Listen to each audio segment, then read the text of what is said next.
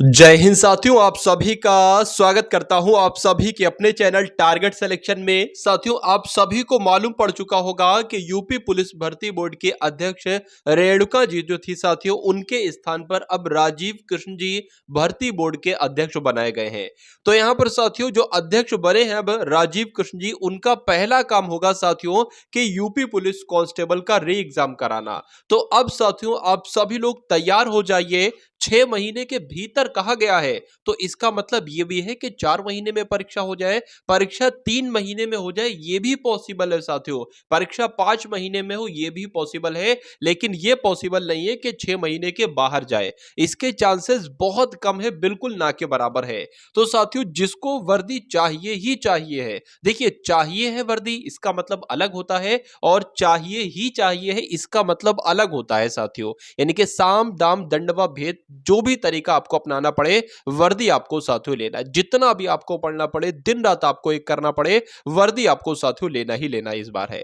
तो साथियों पढ़ाई के लिए आप सभी लोग तैयार हो जाइए। टारगेट सिलेक्शन के माध्यम से डेली या हर दूसरे दिन एक यूपी पुलिस कांस्टेबल का मॉक टेस्ट आप देखते हैं, जिसमें चारों विषयों का ज्ञान आपको साथियों दिया जाता है। मेरा मानना है कि एग्जाम तक अगर आप ये साथियों मॉक टेस्ट देख लेते हैं चारों विषयों वाला, तो एग्जाम को क्रैक करने से कोई दुनिया की ताकत आपको नहीं रोक सकती। कोई ऐसा नहीं है जो लिस्ट में आपको पछाड़ दे, यानी कि लिस्ट में सबसे नंबर आगे आपका रहेगा, इसमें कोई साथियों शक वाली बात नहीं है। तो क्लास आपकी शुरू हो चुकी है और पहला प्रश्न आपकी स्क्रीन पर आ चुका है कि भारतेंदु जी ने किस पत्रिका का संपादन किया था। तो आप लोग ध्यान रखेंगे, कवि वचन सुधा नाम की एक पत्रिका है, इसका संपादन किसके द्वारा किया गया था? तो भारतेंदु हरिश्चंद्र के द्वारा किया गया था। उसके बाद देखिए बचपन शब्द में कौन सी संज्ञा है, ये आपसे पूछी जा रही है। देखिए यहां पर अगर बात करें, बचपन एक भाव है, क्या है? एक भाव है, तो इसमें कौन सी संज्ञा होगी? भाववाचक संज्ञा होगी। मैं आपको हर बार बताता हूं, बचपन है, जवानी है, बुढ़ापा है, दोस्ती है, दुश्मनी है, मित्रता है, इन सब में साथियों कैसी संज्ञा है? भाववाचक संज्ञा है। आंसर आपका बी के साथ जाएगा। अब उसके बाद देखिए कि निम्नलिखित में से भाववाचक संज्ञा कौन सी है? भाववाचक संज्ञा आपसे पूछी जा रही है साथियों, बताइए। देखिए शत्रु की अगर बात करें, शत्रु शब्द से जो भाववाचक संज्ञा बनेगी ना, वो क्या बनेगी? वो शत्रुता बनेगी। ये आपको साथियों मालूम होना चाहिए। बाकी अगर बात करें साथियों, इसमें भी भाववाचक नहीं है, इसमें भी भाववाचक नहीं, इसमें भी भाववाचक नहीं है। तो कुल मिलाकर जिनका भी आंसर यहां पर ऑप्शन नंबर ए था, तो बिल्कुल करेक्ट था। दोनों शब्द किस प्रकार का संख्यावाचक विशेषण है? तो अगर दोनों की बात करें, एक और दो, यानी कि दो व्यक्ति जहां पर होते हैं, वो एक तरीके से एक समुदाय कहलाता है। तो यहां पर साथियों आप लोग ध्यान रखेंगे, समुदाय बोधक संख्यावाचक विशेषण है। आंसर आपका अगर है ऑप्शन नंबर ए के साथ, तो बिल्कुल करेक्ट है। बेताल पचीसी, क्या पूछा जा रहा है? बेताल पचीसी की अगर बात करें, तो इसके साथियों रचनाकार कौन है? इसके रचनाकार कौन है साथियों? लल्लू लाल है। आंसर आपका जाएगा ऑप्शन नंबर सी के साथ। उसके बाद देखिए हिंदी भाषा का जो जन्म हुआ है ना साथियों, वो अपभ्रंश से हुआ है, या लौकिक संस्कृत से हुआ है, या पाली प्राकृत से हुआ है, या वैदिक संस्कृत से हुआ है? तो अगर आपको ध्यान रखना है साथियों कि हिंदी भाषा का जो जन्म हुआ है वो अपभ्रंश से आई है साथियों हिंदी भाषा, इसलिए सही जवाब आपका जो जाएगा वो ऑप्शन नंबर ए के साथ जाएगा। अगर आपसे एग्जाम में पूछ लिया जाए कि स्वाधीन का विलोम क्या होता है, तो स्वाधीन का विलोम जो होता है ना, वो पराधीन होता है। क्या होता है? पराधीन होता है। आंसर आपका जाएगा सी के साथ। साथियों इस पूरे मॉक टेस्ट को देखिए और ये अपने आप को देखिए, क्या अपना लेवल देखिए, किस लेवल की आपकी तैयारी हो गई है कि हिंदी के अगर यही 37 क्वेश्चन आ जाते हैं, तो कितना हिंदी में से स्कोर आपका रहता है? अरे भाई 25 का रहता है, 28 का रहता है, 30 का रहता है, 32 का, 35 का, कितना आपका स्कोर रहता है, ये आपको मालूम होना चाहिए। अगर सामान्य ज्ञान के इस टाइप के क्वेश्चन आ जाते तो आपका स्कोर क्या रहता है, ये साथियों आपको मालूम होना चाहिए। चलिए, तो कमला का पर्यायवाची शब्द साथियों इसमें से कौन सा है, बताइए। तो कमला को तो लक्ष्मी भी कहा जाता है। क्या कहा जाता है? लक्ष्मी भी कहा जाता है। तो राइट आंसर आपका जाएगा बी के साथ। चलिए उसके बाद देखिए एक गीला शब्द यहां पर आया है, तो ये आपसे पूछा जा रहा है इसमें कैसा विशेषण है? सार्वनामिक विशेषण है, गुणवाचक विशेषण है, या संख्यावाचक विशेषण? देखिए गीला शब्द में कोई संख्या नहीं दिख रही है, बिल्कुल। सार्वनामिक विशेषण की जब हम बात करते हैं कि यह रुमाल गीला है या यह रुमाल बड़ा है, तो इसमें जो यह है शब्द है ना, ये सार्वनामिक विशेषण कहलाया जाता है, तो ये भी नहीं होगा। साथियों एक अगर बात करें, जो भी कुछ गीला है ना, उसका एक तरीके से गुण बताया जा रहा है कि ये कपड़ा गीला है या ये चारपाई गीली है या ये रुमाल गीला है, कुछ भी गीला है, जो गीला है उसका एक तरीके से एक गुण बताया जा रहा है। तो कुल मिला के आंसर आपका जो जाएगा वो ऑप्शन नंबर बी के साथ जाएगा। उसके बाद देखिए, ये प्रश्न साथियों आपके एग्जाम में आता है और बच्चों को बहुत परेशान करता है। बच्चे गलत उत्तर लगाकर आ जाते हैं और उल्टा नंबर अपने कटवा लेते हैं। तो आप लोग एक बात ध्यान रखेंगे, उपत्यका का मतलब क्या होता है? पर्वत के पास की भूमि जो होती है उसको कहा जाता है उपत्यका। इसलिए सही जवाब जिनका भी यहां पर ऑप्शन नंबर डी है तो बिल्कुल करेक्ट है। प्रतिष्ठा, जल तथा चमक, ये किस शब्द के अनेकार्थी हैं बताइए। अब यहां पर अगर बात करें, देखिए इतना तो आपको मालूम होगा कि जल का अनेकार्थी शब्द क्या होगा। जल का अनेकार्थी शब्द पानी होगा, तो कहा जा सकता है चमक भी साथियों इसी का अनेकार्थी शब्द है, प्रतिष्ठा इसी भी साथियों शब्द का अनेकार्थी शब्द है। तो आंसर आपका जाएगा डी के साथ, और जिनका भी आंसर यहां पर डी है तो बिल्कुल करेक्ट है। निम्नलिखित में से शुद्ध वर्तनी वाला शब्द बताइए, यानी कि सदृश आप साथियों किस प्रकार से लिखते हैं। तो सदृश तो साथियों आप कुछ इस प्रकार से लिखते होंगे, ठीक है ना, कुछ इस प्रकार से लिखते होंगे।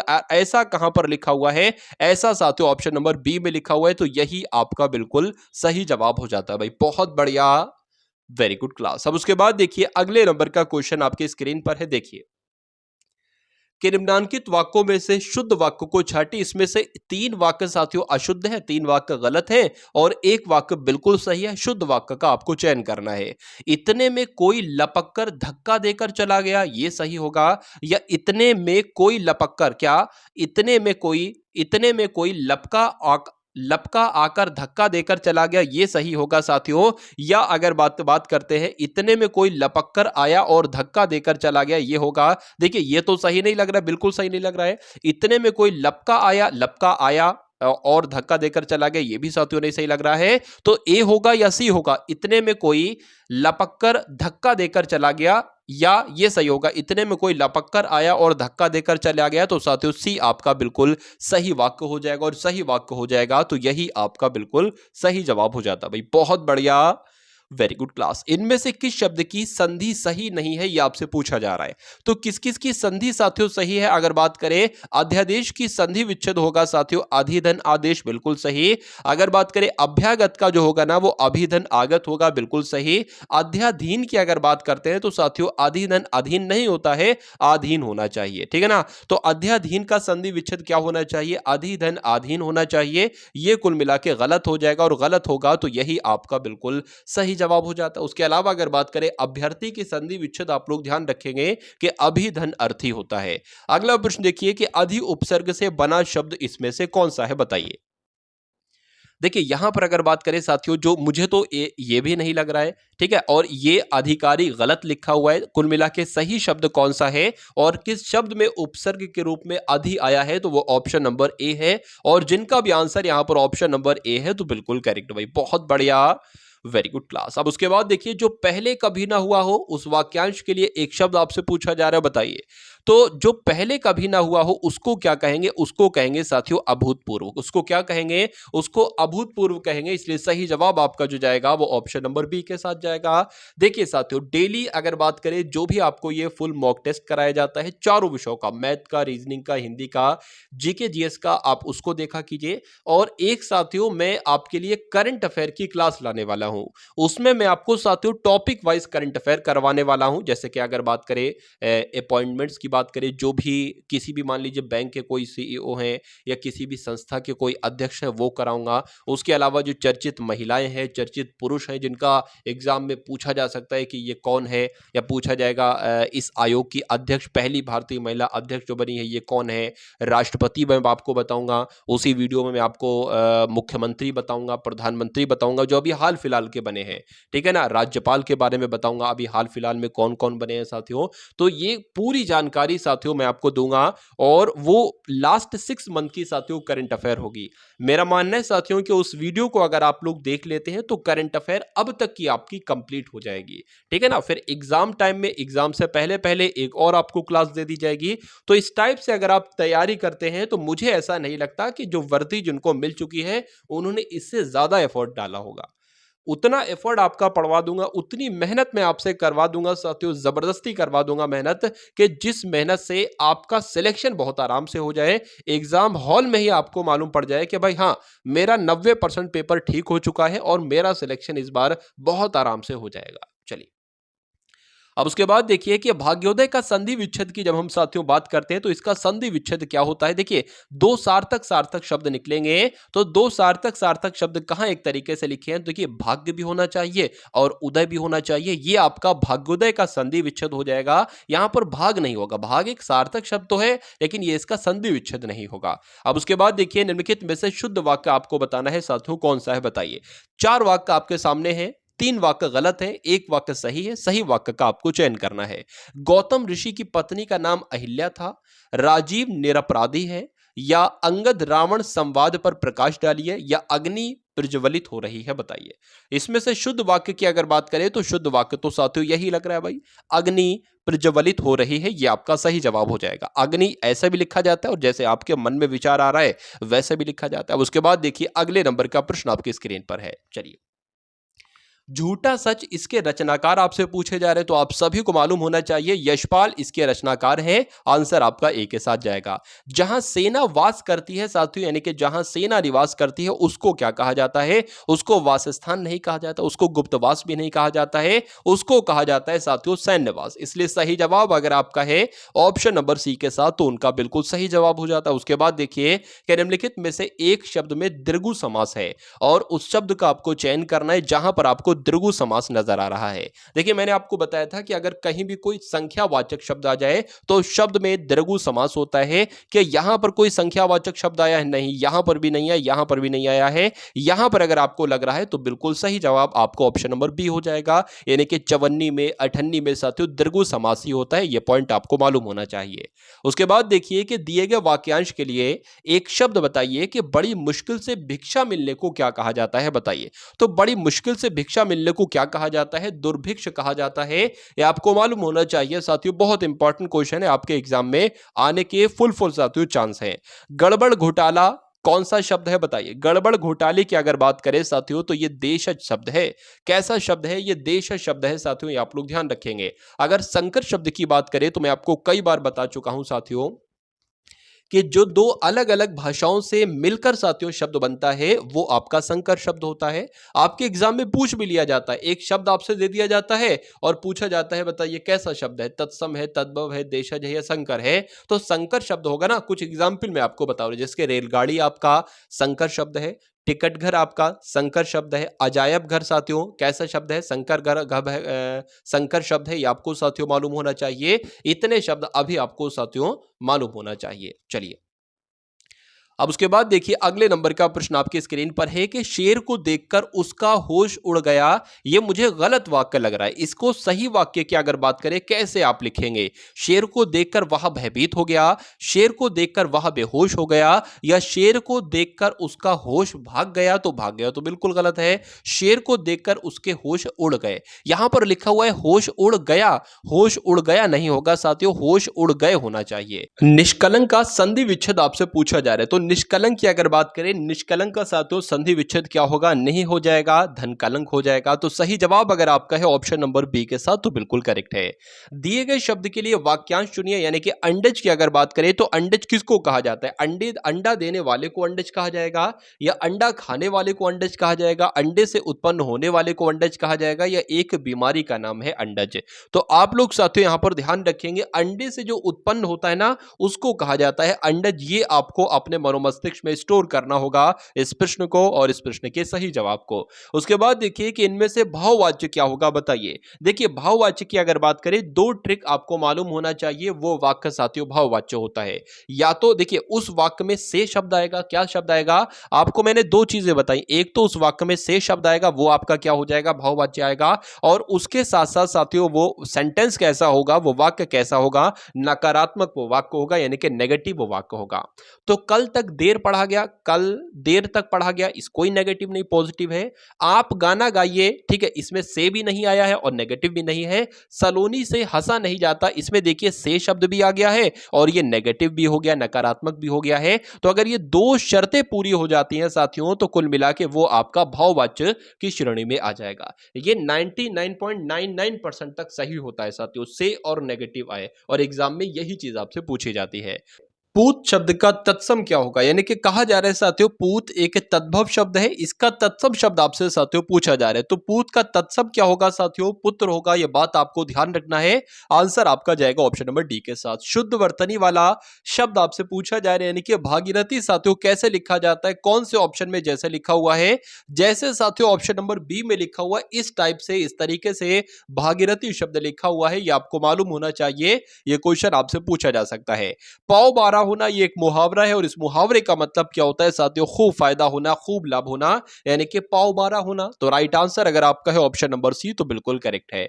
उसके बाद देखिए अवचेतन शब्द में उपसर्ग साथियों कौन सा है बताइए। तो अब अलग हो जाएगा और चेतन अलग हो जाएगा, उपसर्ग की बात की गई है, अब इसमें क्या हो जाएगा साथियों, उपसर्ग हो जाएगा, और यही आपके इस क्वेश्चन का बिल्कुल सही जवाब हो जाता है।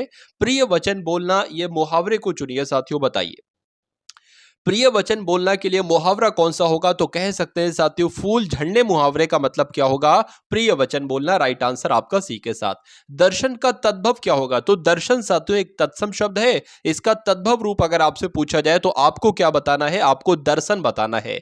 तो इस प्रकार जिनका भी आंसर यहां पर बी बिल्कुल करेक्ट है। निश्चल की अगर बात करें, इस शब्द का संधि विच्छेद क्या होगा बताइए। तो निश्चल की अगर बात करें, इसमें साथियों एक तरीके से विसर्ग संधि हो जाएगी, और संधि विच्छेद क्या होगी, नहीं धनचल हो जाएगा, यानी कि जैसे आपका आंसर बी में लिखा हुआ है वैसे इसकी संधि विच्छेद होगी।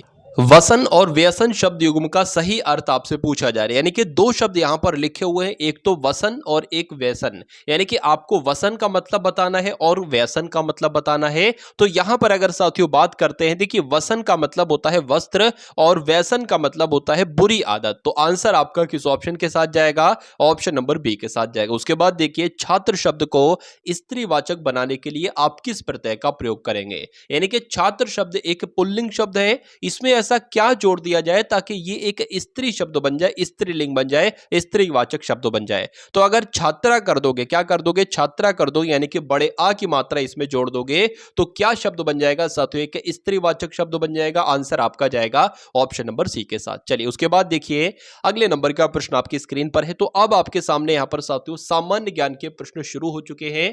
अब आप देखिएगा साथियों हिंदी में आपका कितना स्कोर रहा, एक बार कमेंट सेक्शन में आप लोग बताएंगे। आप सामान्य ज्ञान में कितना स्कोर रहेगा ये भी आप लोग बताएंगे साथियों कमेंट सेक्शन में। अजंता की गुफाओं का संबंध साथियों किस धर्म से है, ये आपसे पूछा जा रहा है। तो आप लोग ध्यान रखेंगे बौद्ध धर्म से अगर बात करें, ये आपका बिल्कुल सही हो जाएगा, यानी कि अजंता की गुफाओं का संबंध बौद्ध धर्म से है। बख्शू खान उत्तर प्रदेश के किस घराने से संबंधित है। तो ये किस घराने से संबंधित है, लखनऊ घराने से संबंधित है। आंसर आपका जाएगा डी के साथ। 2011 की जनगणना के अनुसार भारत का सर्वाधिक नगरीकृत राज्य कौन सा था, यह आपसे पूछा जा रहा है। तो कौन सा था साथियों, गोवा था। ये भी आप लोग ध्यान रखेंगे, आंसर आपका जाएगा सी के साथ। 500 के नोट पर किसका चित्र दर्शाया गया है। तो 500 के चित्र पर साथियों लाल किले का चित्र दर्शाया गया है। राइट आंसर आपका जाएगा बी के साथ। वायुमंडल में नाइट्रोजन की मात्रा कितने प्रतिशत होती है। तो वायुमंडल में नाइट्रोजन की मात्रा सबसे ज्यादा होती है, 78% होती है। राइट आंसर आपका सी के साथ। पुर्तगाली यात्री वास्को डी गामा ये भारत कब आया था। तो ये भारत कब आया था साथियों, 1498 ईस्वी में आया था भारत, ये भी आपको मालूम होना चाहिए। कौन सा सुमेलित नहीं है, ये आपसे साथियों पूछा जा रहा है, बताइए। देखिए सिक्किम की अगर बात करें तो सिक्किम की राजधानी गंगटोक है, बिल्कुल सही। त्रिपुरा की राजधानी अगरतला है, बिल्कुल सही। लेकिन नागालैंड की राजधानी साथियों भुवनेश्वर नहीं है। तो नागालैंड की राजधानी क्या है साथियों, कोहिमा है। उसके अलावा अगर बात करें राजस्थान की राजधानी जयपुर है। कुल मिला के कौन सा सुमेलित नहीं होगा, ऑप्शन नंबर सी वाला सुमेलित नहीं होगा, नहीं होगा। तो यही आपका बिल्कुल सही जवाब हो जाता है भाई, बहुत बढ़िया। Very good class. पहली किसान रेल कहां से कहां तक चलाई गई? अगर ये आपके एग्जाम में पूछा जाए तो आपको मालूम होना चाहिए देवलाली से लेकर दानापुर तक चलाई गई पहली किसान रेल, ये आपको मालूम होना चाहिए। उत्तर प्रदेश में किस पक्षी विहार का नाम बदलकर चंद्रशेखर पक्षी विहार कर दिया गया है? तो साथियों नवाबगंज पक्षी विहार का नाम बदलकर क्या कर दिया गया है? चंद्रशेखर पक्षी विहार कर दिया गया है, यह आपको मालूम होना चाहिए। आंसर आपका डी के साथ जाएगा। शेरशाह को दफनाया गया था, क्या पूछा जा रहा है साथियों? शेरशाह को कहां पर दफनाया गया था? तो बिहार के सासाराम में इनको दफनाया गया था। राइट आंसर आपका जाएगा बी के साथ। राष्ट्रीय बालिका दिवस साथियों कब मनाया जाता है बताइए? तो राष्ट्रीय बालिका दिवस कब मनाया जाता है? 24 जनवरी को यह दिवस मनाया जाता है। कौन सा दिवस मनाया जाता है? राष्ट्रीय बालिका दिवस मनाया जाता है। गुलाम वंश की स्थापना साथियों किसने की थी? अब आपसे ये पूछा जा रहा है। तो गुलाम वंश की स्थापना किसके द्वारा की गई थी? कुतुबुद्दीन ऐबक के द्वारा की गई थी, यह आपको मालूम होना चाहिए। आंसर आपका जाएगा ऑप्शन नंबर बी के साथ। शिव समुद्रम जलप्रपात किस नदी पर है? तो यह भी आपको मालूम होना चाहिए। शिव समुद्रम जलप्रपात की अगर बात करें तो यह साथियों कावेरी नदी पर है। आंसर आपका जाएगा बी के साथ। उसके बाद देखिए आर्य समाज के संस्थापक कौन है साथियों? तो आर्य समाज के संस्थापक कौन है? दयानंद सरस्वती जी आर्य समाज के संस्थापक है। आंसर आपका सी के साथ जाएगा। कंप्यूटर चिप किस धातु की बनी होती है बताइए? तो कंप्यूटर चिप किस धातु की बनी होती है? सिलिकॉन की बनी होती है। राइट आंसर आपका बी के साथ जाएगा। राष्ट्रपति को क्षमा दान करने की शक्ति किस अनुच्छेद के तहत प्रदान की गई है? तो यह अनुच्छेद साथियों बहुत इंपॉर्टेंट है और आपके एग्जाम में बार बार पूछा जाता है कि अनुच्छेद 12 की जब हम बात करते हैं तो अनुच्छेद 12 के तहत साथियों राष्ट्रपति क्षमा दान देने की शक्ति किसको प्राप्त है? राष्ट्रपति को प्राप्त है।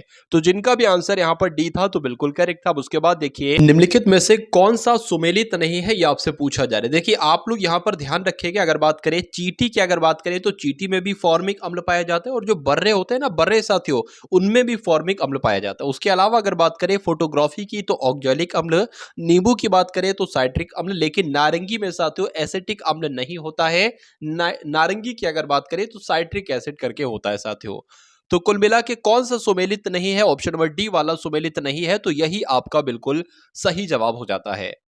भारत की राजधानी कोलकाता से दिल्ली कब बनेगी? देखिए अभी राजधानी क्या है? नई दिल्ली है, लेकिन नई दिल्ली से पहले राजधानी जो थी भारत की वो क्या थी? वो कोलकाता थी। आपसे ये पूछा जा रहा है कि किस वर्ष कोलकाता से नई दिल्ली साथियों राजधानी हुई थी? तो 1911 में हुई थी, ये आपको मालूम होना चाहिए। आंसर आपका जाएगा सी के साथ।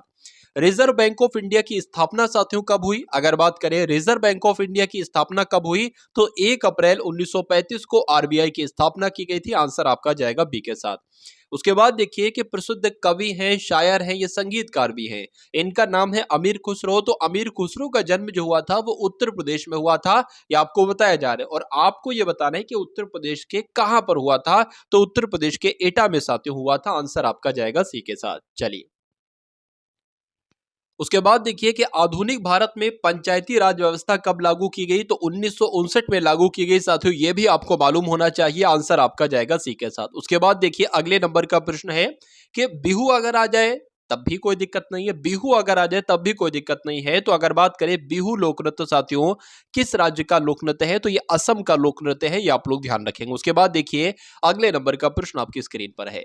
देखिए ये वो क्वेश्चन है साथियों जो मैं आपके लिए लाया हूं, ये एग्जाम में पूछे ही पूछे जाते हैं, लेकिन इन क्वेश्चंस को बच्चा गलत करके चला जाता है। अब मान लीजिए इस टाइप के साथियों 10 क्वेश्चंस आते हैं जिसमें से बहुत बार आपने 10 क्वेश्चंस को 10 बार पढ़ा। मान लीजिए सपोज दैट मान लीजिए 10 क्वेश्चन आए इसमें से, तो इन 10 क्वेश्चन में से साथियों 10 क्वेश्चन आपको आते हैं, लेकिन आप इन 10 क्वेश्चन में से क्या करोगे साथियों? 6-7 क्वेश्चन सही कर पाओगे, 3-4 क्वेश्चन गलत कर दोगे, आते हुए हैं गलत कर दोगे। तो अगर बात करें साथियों यूपी पुलिस कांस्टेबल के एग्जाम की अगर बात करें, सिंपल क्वेश्चन की अगर बात करें 20 से 22 क्वेश्चन आपके सिंपल आते हैं। तो मेरा मानना है साथियों जो आप 10 बार पढ़ चुके हो और 10 बार मैं आपको साथियों पढ़ा चुका हूं, तो 22 क्वेश्चन अगर सरल आ रहे हैं तो 22 में से 22 करो ना। 16, 17, 18 का स्कोर आपका क्यों पहुंचता है? बस यहीं पर आप साथियों पिछड़ जाते हो, और जब पिछड़ जाते हो तो सिलेक्शन से और आपकी दूरी बढ़ जाती है। तो कुल मिला के फिर से मैं आपको बता रहा हूं कि आपको सिंपल क्वेश्चंस पर अपनी पकड़ बनानी है और मॉडरेट क्वेश्चन पर अपनी पकड़ बनानी है। अगर एग्जाम में आप हार्ड क्वेश्चन नहीं भी करोगे तो चलेगा, क्योंकि सिलेक्शन हार्ड क्वेश्चन करने से नहीं होता है। सिलेक्शन होता है साथियों सिंपल क्वेश्चन, जितने सारे सिंपल क्वेश्चन है वो आप सही तरीके से कर दो और 100 100% एक्यूरेसी के साथ कर दो, ये बहुत बड़ी बात है। और जो मॉडरेट क्वेश्चन आपने पढ़ रखे वो, क्योंकि 80 से 85%, मैं कम बोल दिया, 85% अगर बात करें तो सिंपल टू मॉडरेट क्वेश्चन ही आपसे पूछे जाते हैं। बाकी और 85% से ज्यादा कभी कट ऑफ जाती ही नहीं। एक तरीके से बात करें, अगर वैकेंसी बहुत कम है तो जा सकती है, लेकिन अच्छी वैकेंसी होती है तो नहीं जाती है इससे।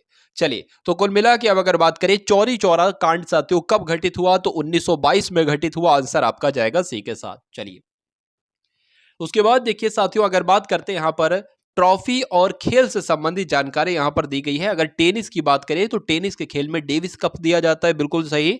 गोल्फ के खेल में राइडर कप दिया जाता है, बिल्कुल सही साथियों। बैडमिंटन के खेल में उबेर कप दिया जाता है, बिल्कुल सही। लेकिन टेनिस के खेल में साथियों मर्डेका कप नहीं दिया जाता है। क्यों? अगर बात करें साथियों, मर्डेका कप तो फुटबॉल के क्षेत्र में दिया जाता है, तो ये आपका गलत हो जाएगा, सुमेलित नहीं है। तो यही आपका बिल्कुल सही जवाब हो जाता है। अब उसके बाद देखिए, ऑपरेशन बरगा किससे संबंधित है बताइए। तो ये तो पश्चिम बंगाल के बटाईदारों से संबंधित है साथियों, ऑपरेशन बरगा।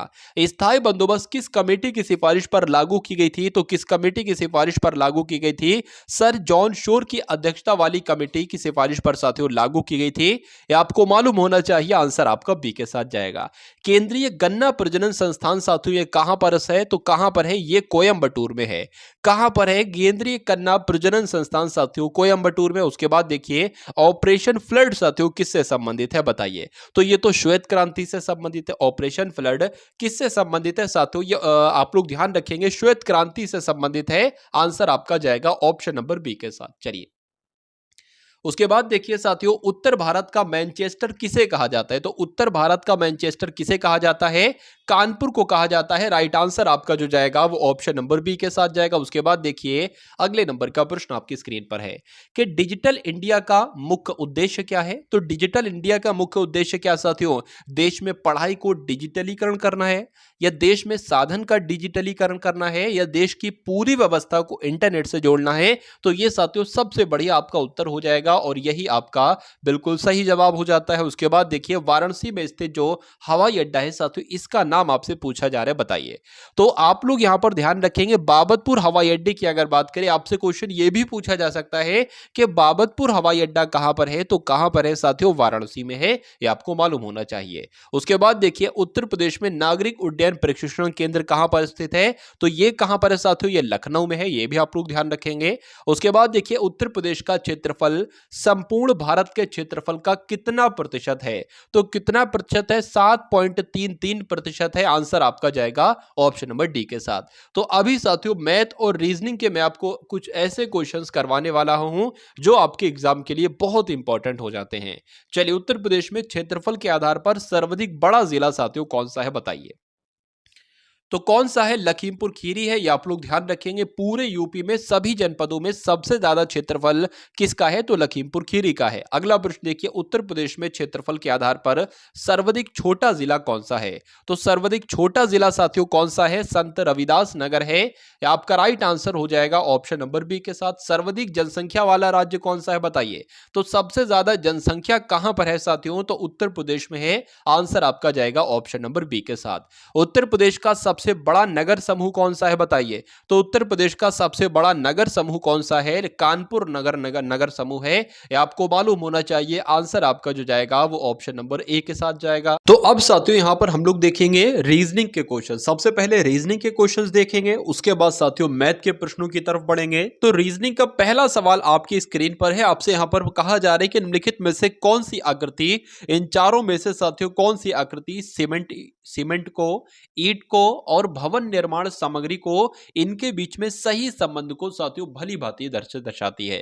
देखिए, जो भवन निर्माण सामग्री है ना, उसी के अंतर्गत ईंट भी आएगी और उसी के अंतर्गत साथियों सीमेंट भी आएगा। तो मैं ऐसे करके साथियों बना लेता हूं, ये भवन का निर्माण की सामग्री है, कुल मिला के इसके अंतर्गत ही सब आती है। ईंट भी इसके अंतर्गत आती है और सीमेंट निर्माण भी इसके अंतर्गत आती है। तो कुछ इस प्रकार से साथियों हमारी आकृति बन जाएगी। और ऐसा कौन से ऑप्शन में आपको नजर आ रहा है? ऐसा ऑप्शन नंबर डी में आपको दिख रहा है, तो यही आपका बिल्कुल सही जवाब हो जाएगा। इस टाइप से एक क्वेश्चन आपसे पूछा जाता है। उसके बाद देखिए साथियों, अगले नंबर का प्रश्न आपकी स्क्रीन पर है कि निम्न श्रृंखला में से पहले पी है, ठीक है, और बाद में डी है, ये आपसे कुल मिला के पूछा जा रहा है, बताइए। मतलब इस पूरी श्रृंखला में कितने, ठीक है, मतलब पहले डी है और बाद में डी, यानी कि कितनी बार साथियों पीडी पीडी पीडी करके आया है, ये आपसे पूछा जा रहा है। देखिए चलिए, तो आपका पीडी एक तो ये हो गया, ठीक है ना, उसके बाद पी है, डी नहीं है, कोई दिक्कत नहीं है। पी की अगर बात करें साथियों, पी है, डी नहीं है, चलिए। उसके बाद अगर बात करें डी तो है लेकिन पी नहीं है, तो कुल मिला के एक साथियों इस प्रश्न का सही जवाब हो जाएगा, यानी कि पी के बाद पी पहले है और डी बाद में है, तो ऐसा तो कुल एक बार आया है, तो आंसर आपका जाएगा ऑप्शन नंबर डी के साथ। उसके बाद देखिए साथियों, अगले नंबर का प्रश्न आपकी स्क्रीन पर है, जैसे निर्धनता का संबंध बेरोजगारी से है, वैसे ही अरक्तता यानी कि रक्त क्षीणता का संबंध साथियों किससे होगा, बताइए। देखिए निर्धनता की अगर बात करें तो बेरोजगारी से जैसे संबंध है, अरक्तता यानी कि रक्त की कमी से, निर्धनता से, बेरोजगारी से, और अरक्तता से यानी कि रक्त की कमी से क्या हो जाएगा, निरक्षरता क्यों होगा साथियों, और मृत्यु या सूखा। तो सबसे सटीक उत्तर आपका जो बैठेगा वो कुपोषण बैठेगा साथियों। तो जिनका भी आंसर यहां पर ऑप्शन नंबर ए है तो बिल्कुल करेक्ट है।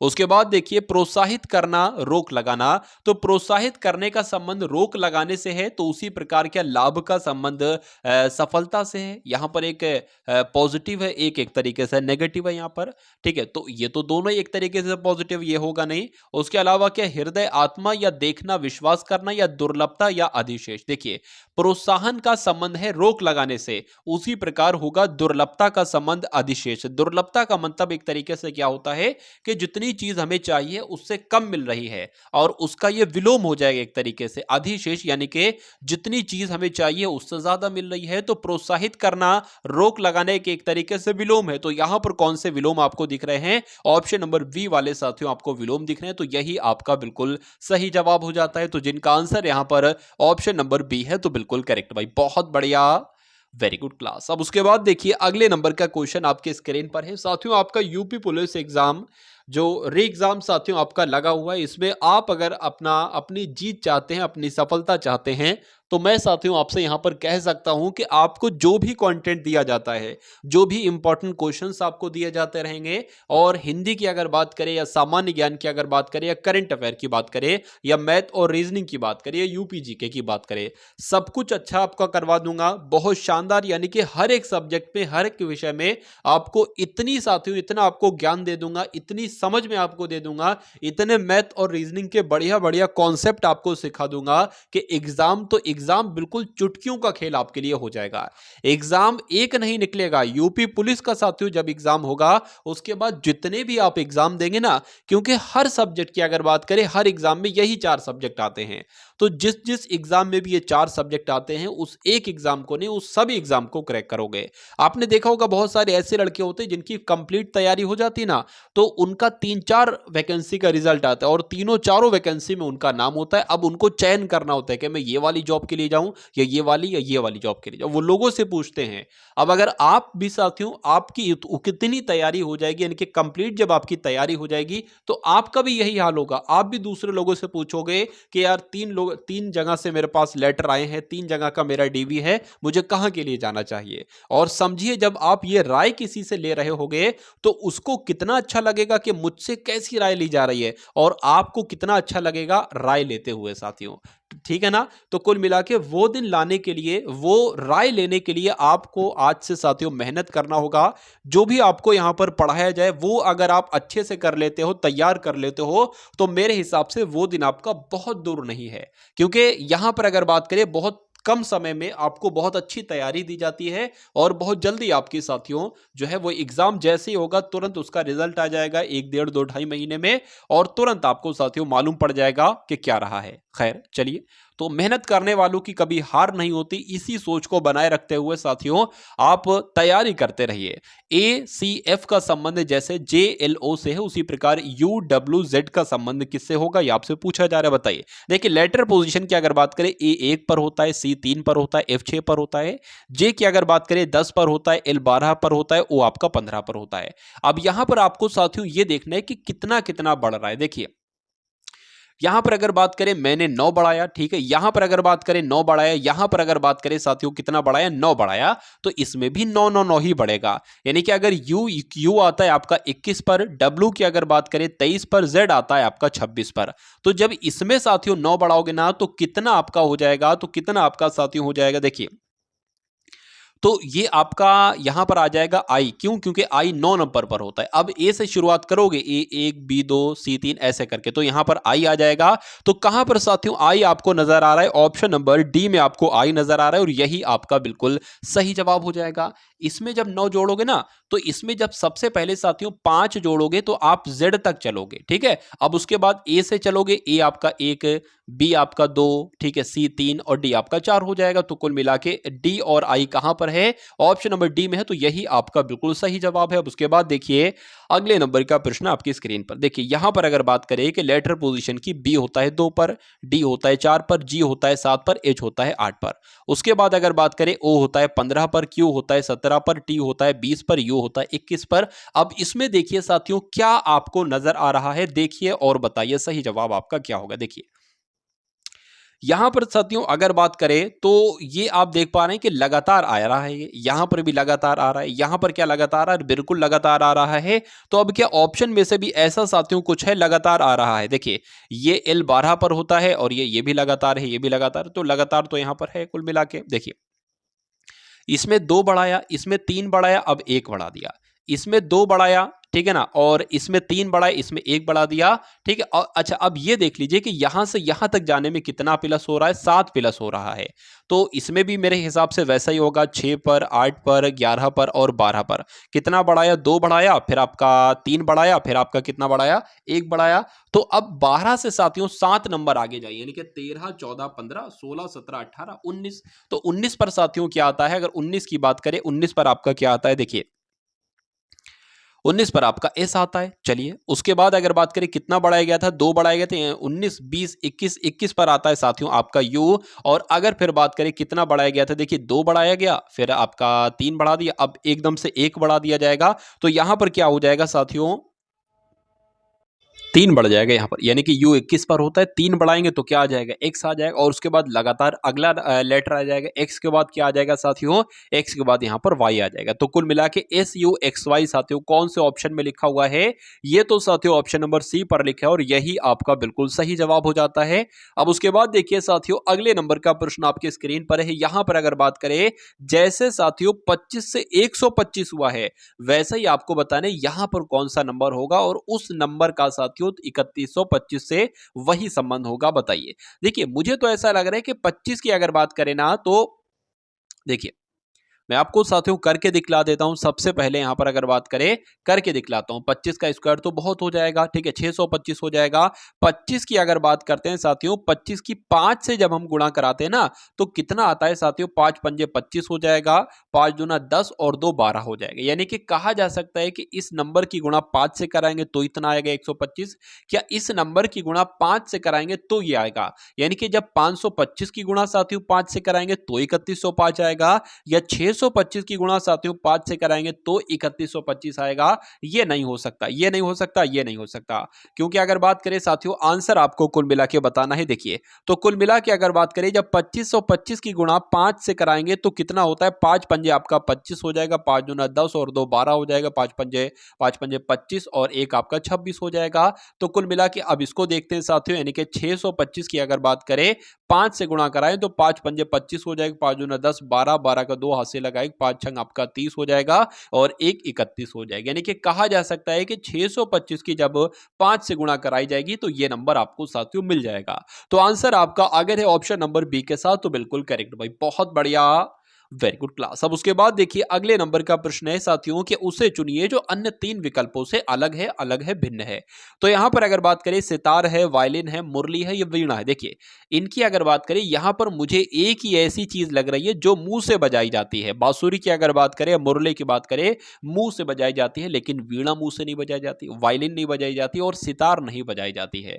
तो इस टाइप का अगर क्वेश्चन आ जाए तो आपको ध्यान रखना है साथियों, बहुत आसानी से आपको करना है। उसके बाद देखिए साथियों यहां पर अगर बात करें, देखिए यहां पर अगर बात करें साथियों, क्या क्या आपके सामने है? एक्स है, आपके पास डब्ल्यू है, आपके पास वी है, आपके पास वाई है। यहां पर अगर बात करें साथियों क्या होगा? अब इस क्वेश्चन का बिल्कुल सही जवाब बताइए। देखिए यहाँ पर कुछ मुझे दिक्कत लग रही है। y की अगर बात करें आपका 25 पर होता है, देखते हैं दिक्कत है क्या नहीं है। ये आपका साथियों 22 पर होता है, इसकी अगर बात करें दिक्कत नहीं है, कोई दिक्कत नहीं है।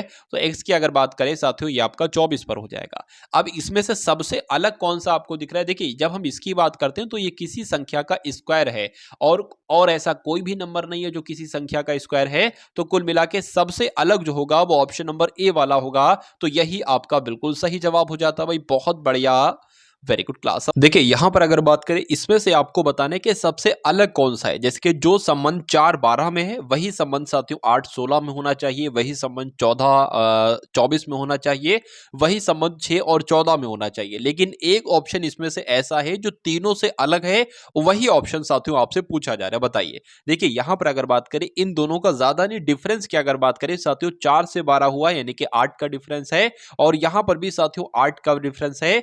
14 से 24 में कितने का डिफरेंस है? 10 का डिफरेंस है। लेकिन यहां की अगर बात करें तो 4 और 4 यहां पर भी साथियों 8 का डिफरेंस है। तो सबसे विषम, सबसे भिन्न, सबसे विपरीत, सबसे अलग साथियों आपको कौन सा नजर आ रहा है? सबसे अलग की अगर बात करें, विषम की अगर बात करें, सी है, और यही आपका बिल्कुल सही जवाब हो जाता है।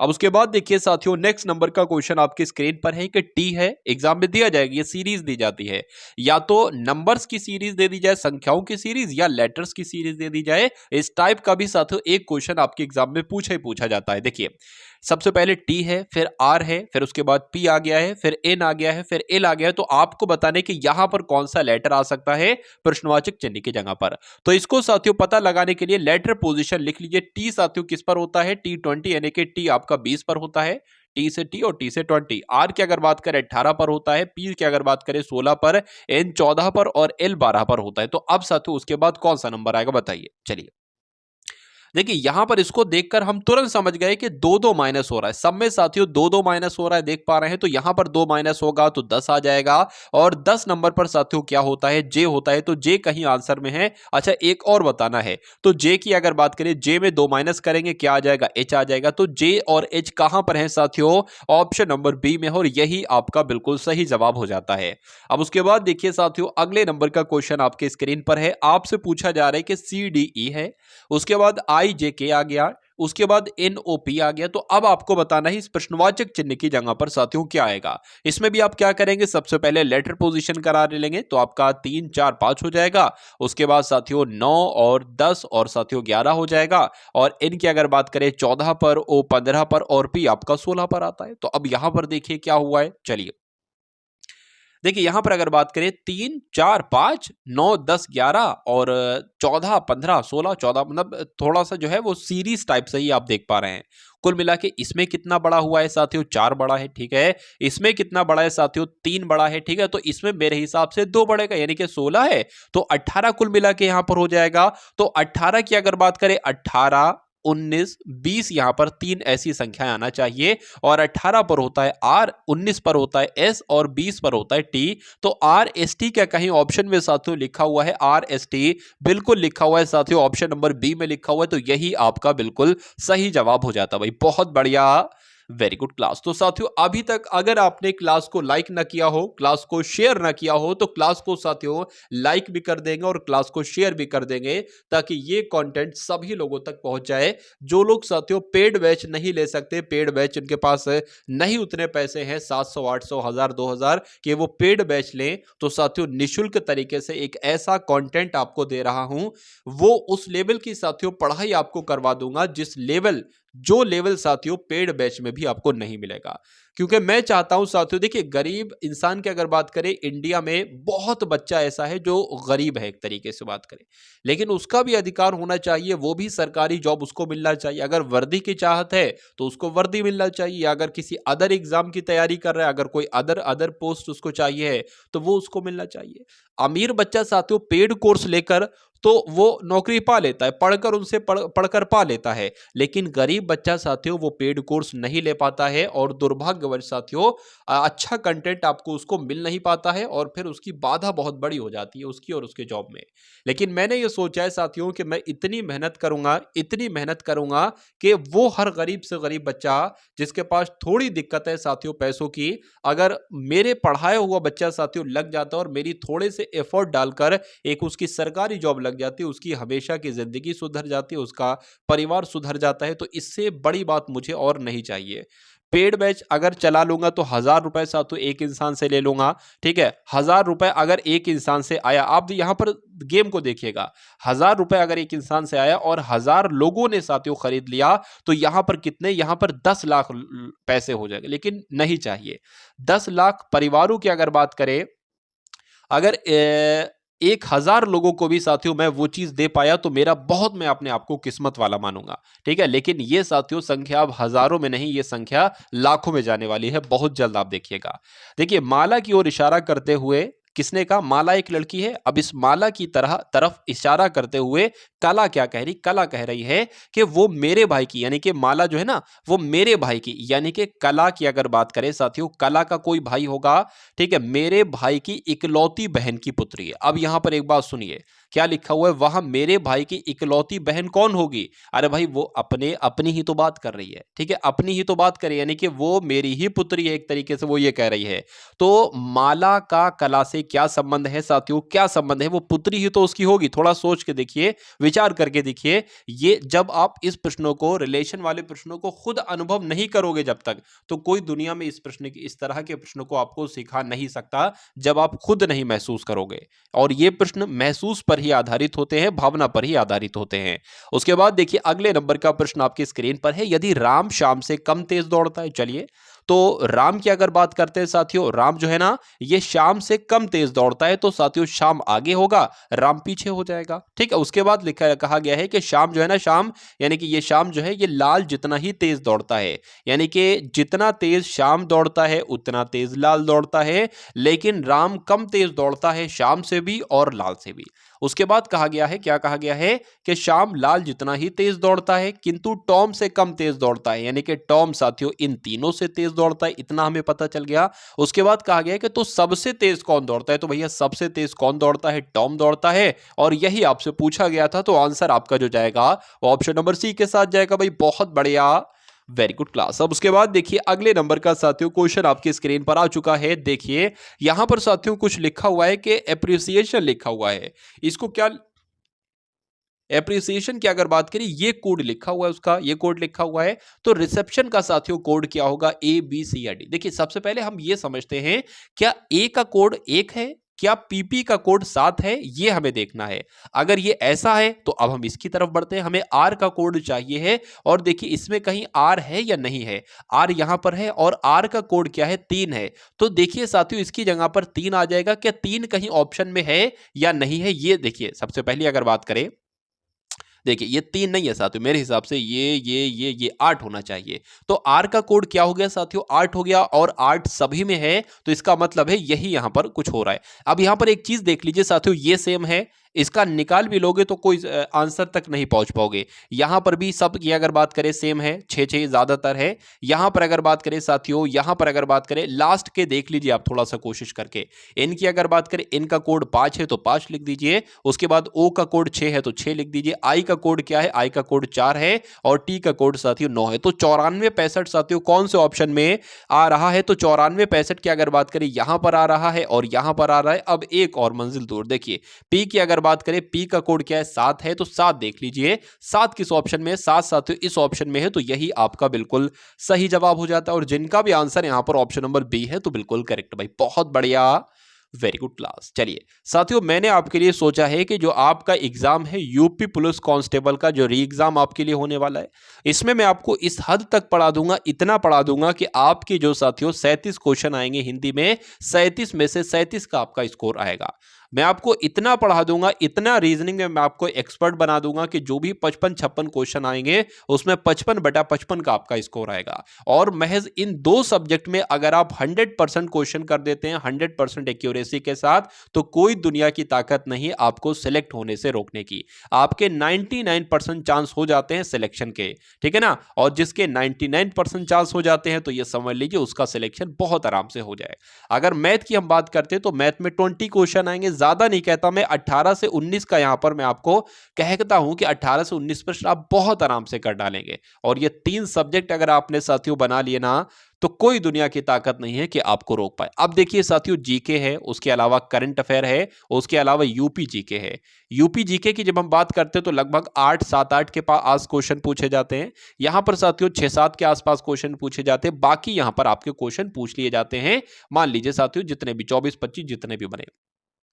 इसकी बात करें तो 18 से 17 साथियों इतनी तैयारी आपको करवा दूंगा। करंट अफेयर की अगर बात करें तो 5 के आसपास क्वेश्चन बहुत आराम से हो जाएंगे, और यूपी जीके साथियों पूरी मैं आपको फंसा के दिखाऊंगा। तो कुल मिला के इतना टारगेट मैं आपको साथियों आपके लिए करवा दूंगा जितना आपका सिलेक्शन भी बहुत आराम से हो जाए, और कट ऑफ की वीडियो भी आपको देखना ना पड़े, क्योंकि आपको अपने ऊपर ही इतना भरोसा हो जाए, इतना विश्वास हो जाए कि साथियों के लिस्ट में नाम तो आपका आ ही जाएगा, फिजिकल में भी और फाइनल लिस्ट में भी नाम आपका आ जाएगा। बस आप साथियों डीवी का अपना देख लीजिएगा, डॉक्यूमेंट वेरिफिकेशन का जो है वो अपना देख लीजिएगा, और रनिंग का आप अपना देख लीजिएगा। एग्जाम की जिम्मेदारी साथियों आप मुझ पर छोड़ दीजिए। यदि कोर्स को एक कूट भाषा में क्या लिखा जाता है, यानी कि सी को लिखा जाता है ई, ओ को लिखा जाता है एस, यू को लिखा जाता है आर, ऐसे लिखा जाता है, तो आपको बताना है BREATH को क्या लिखा जाएगा।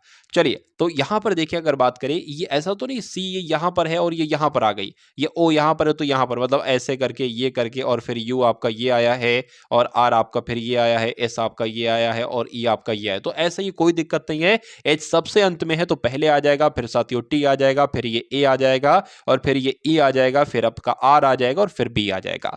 तो ऐसा साथियों कौन से ऑप्शन में आपको नजर आ रहा है, HTAERB, ऐसा साथियों ऑप्शन नंबर बी में नजर आ रहा है, और यही आपका बिल्कुल सही जवाब हो जाता भाई। बहुत बढ़िया, वेरी गुड क्लास। 6 मित्र हैं, ABCDEF 6 मित्र हैं, ये उत्तर की ओर मुंह करके एक पंक्ति में बैठे, यानी कि साथियों एक पंक्ति होगी, तो यहां पर हम एक पंक्ति बना लेते हैं। सबसे पहले फटाफट साथियों एक पंक्ति यहां पर हम लोग बना लेते हैं, और 6 लोग हैं ना, तो 6 जगहें भी बना लेते हैं। 1 2 3, 1 2 3 आपके हो गए, और 4 5 आपका ये 6 हो गए। चलिए उसके बाद कहा गया है कि सी बीच में है ए और ई के। अब हम नहीं समझ पा रहे हैं कि ए और ई यहां पर बनाए, या ए और ई यहां पर बनाए, या ए और ई यहां पर बनाए। जो आपकी समझ में ना आए वो आप साथियों उसको स्किप कर दो, ठीक है। जो आपको कंफर्म हो वो आप लिखिए।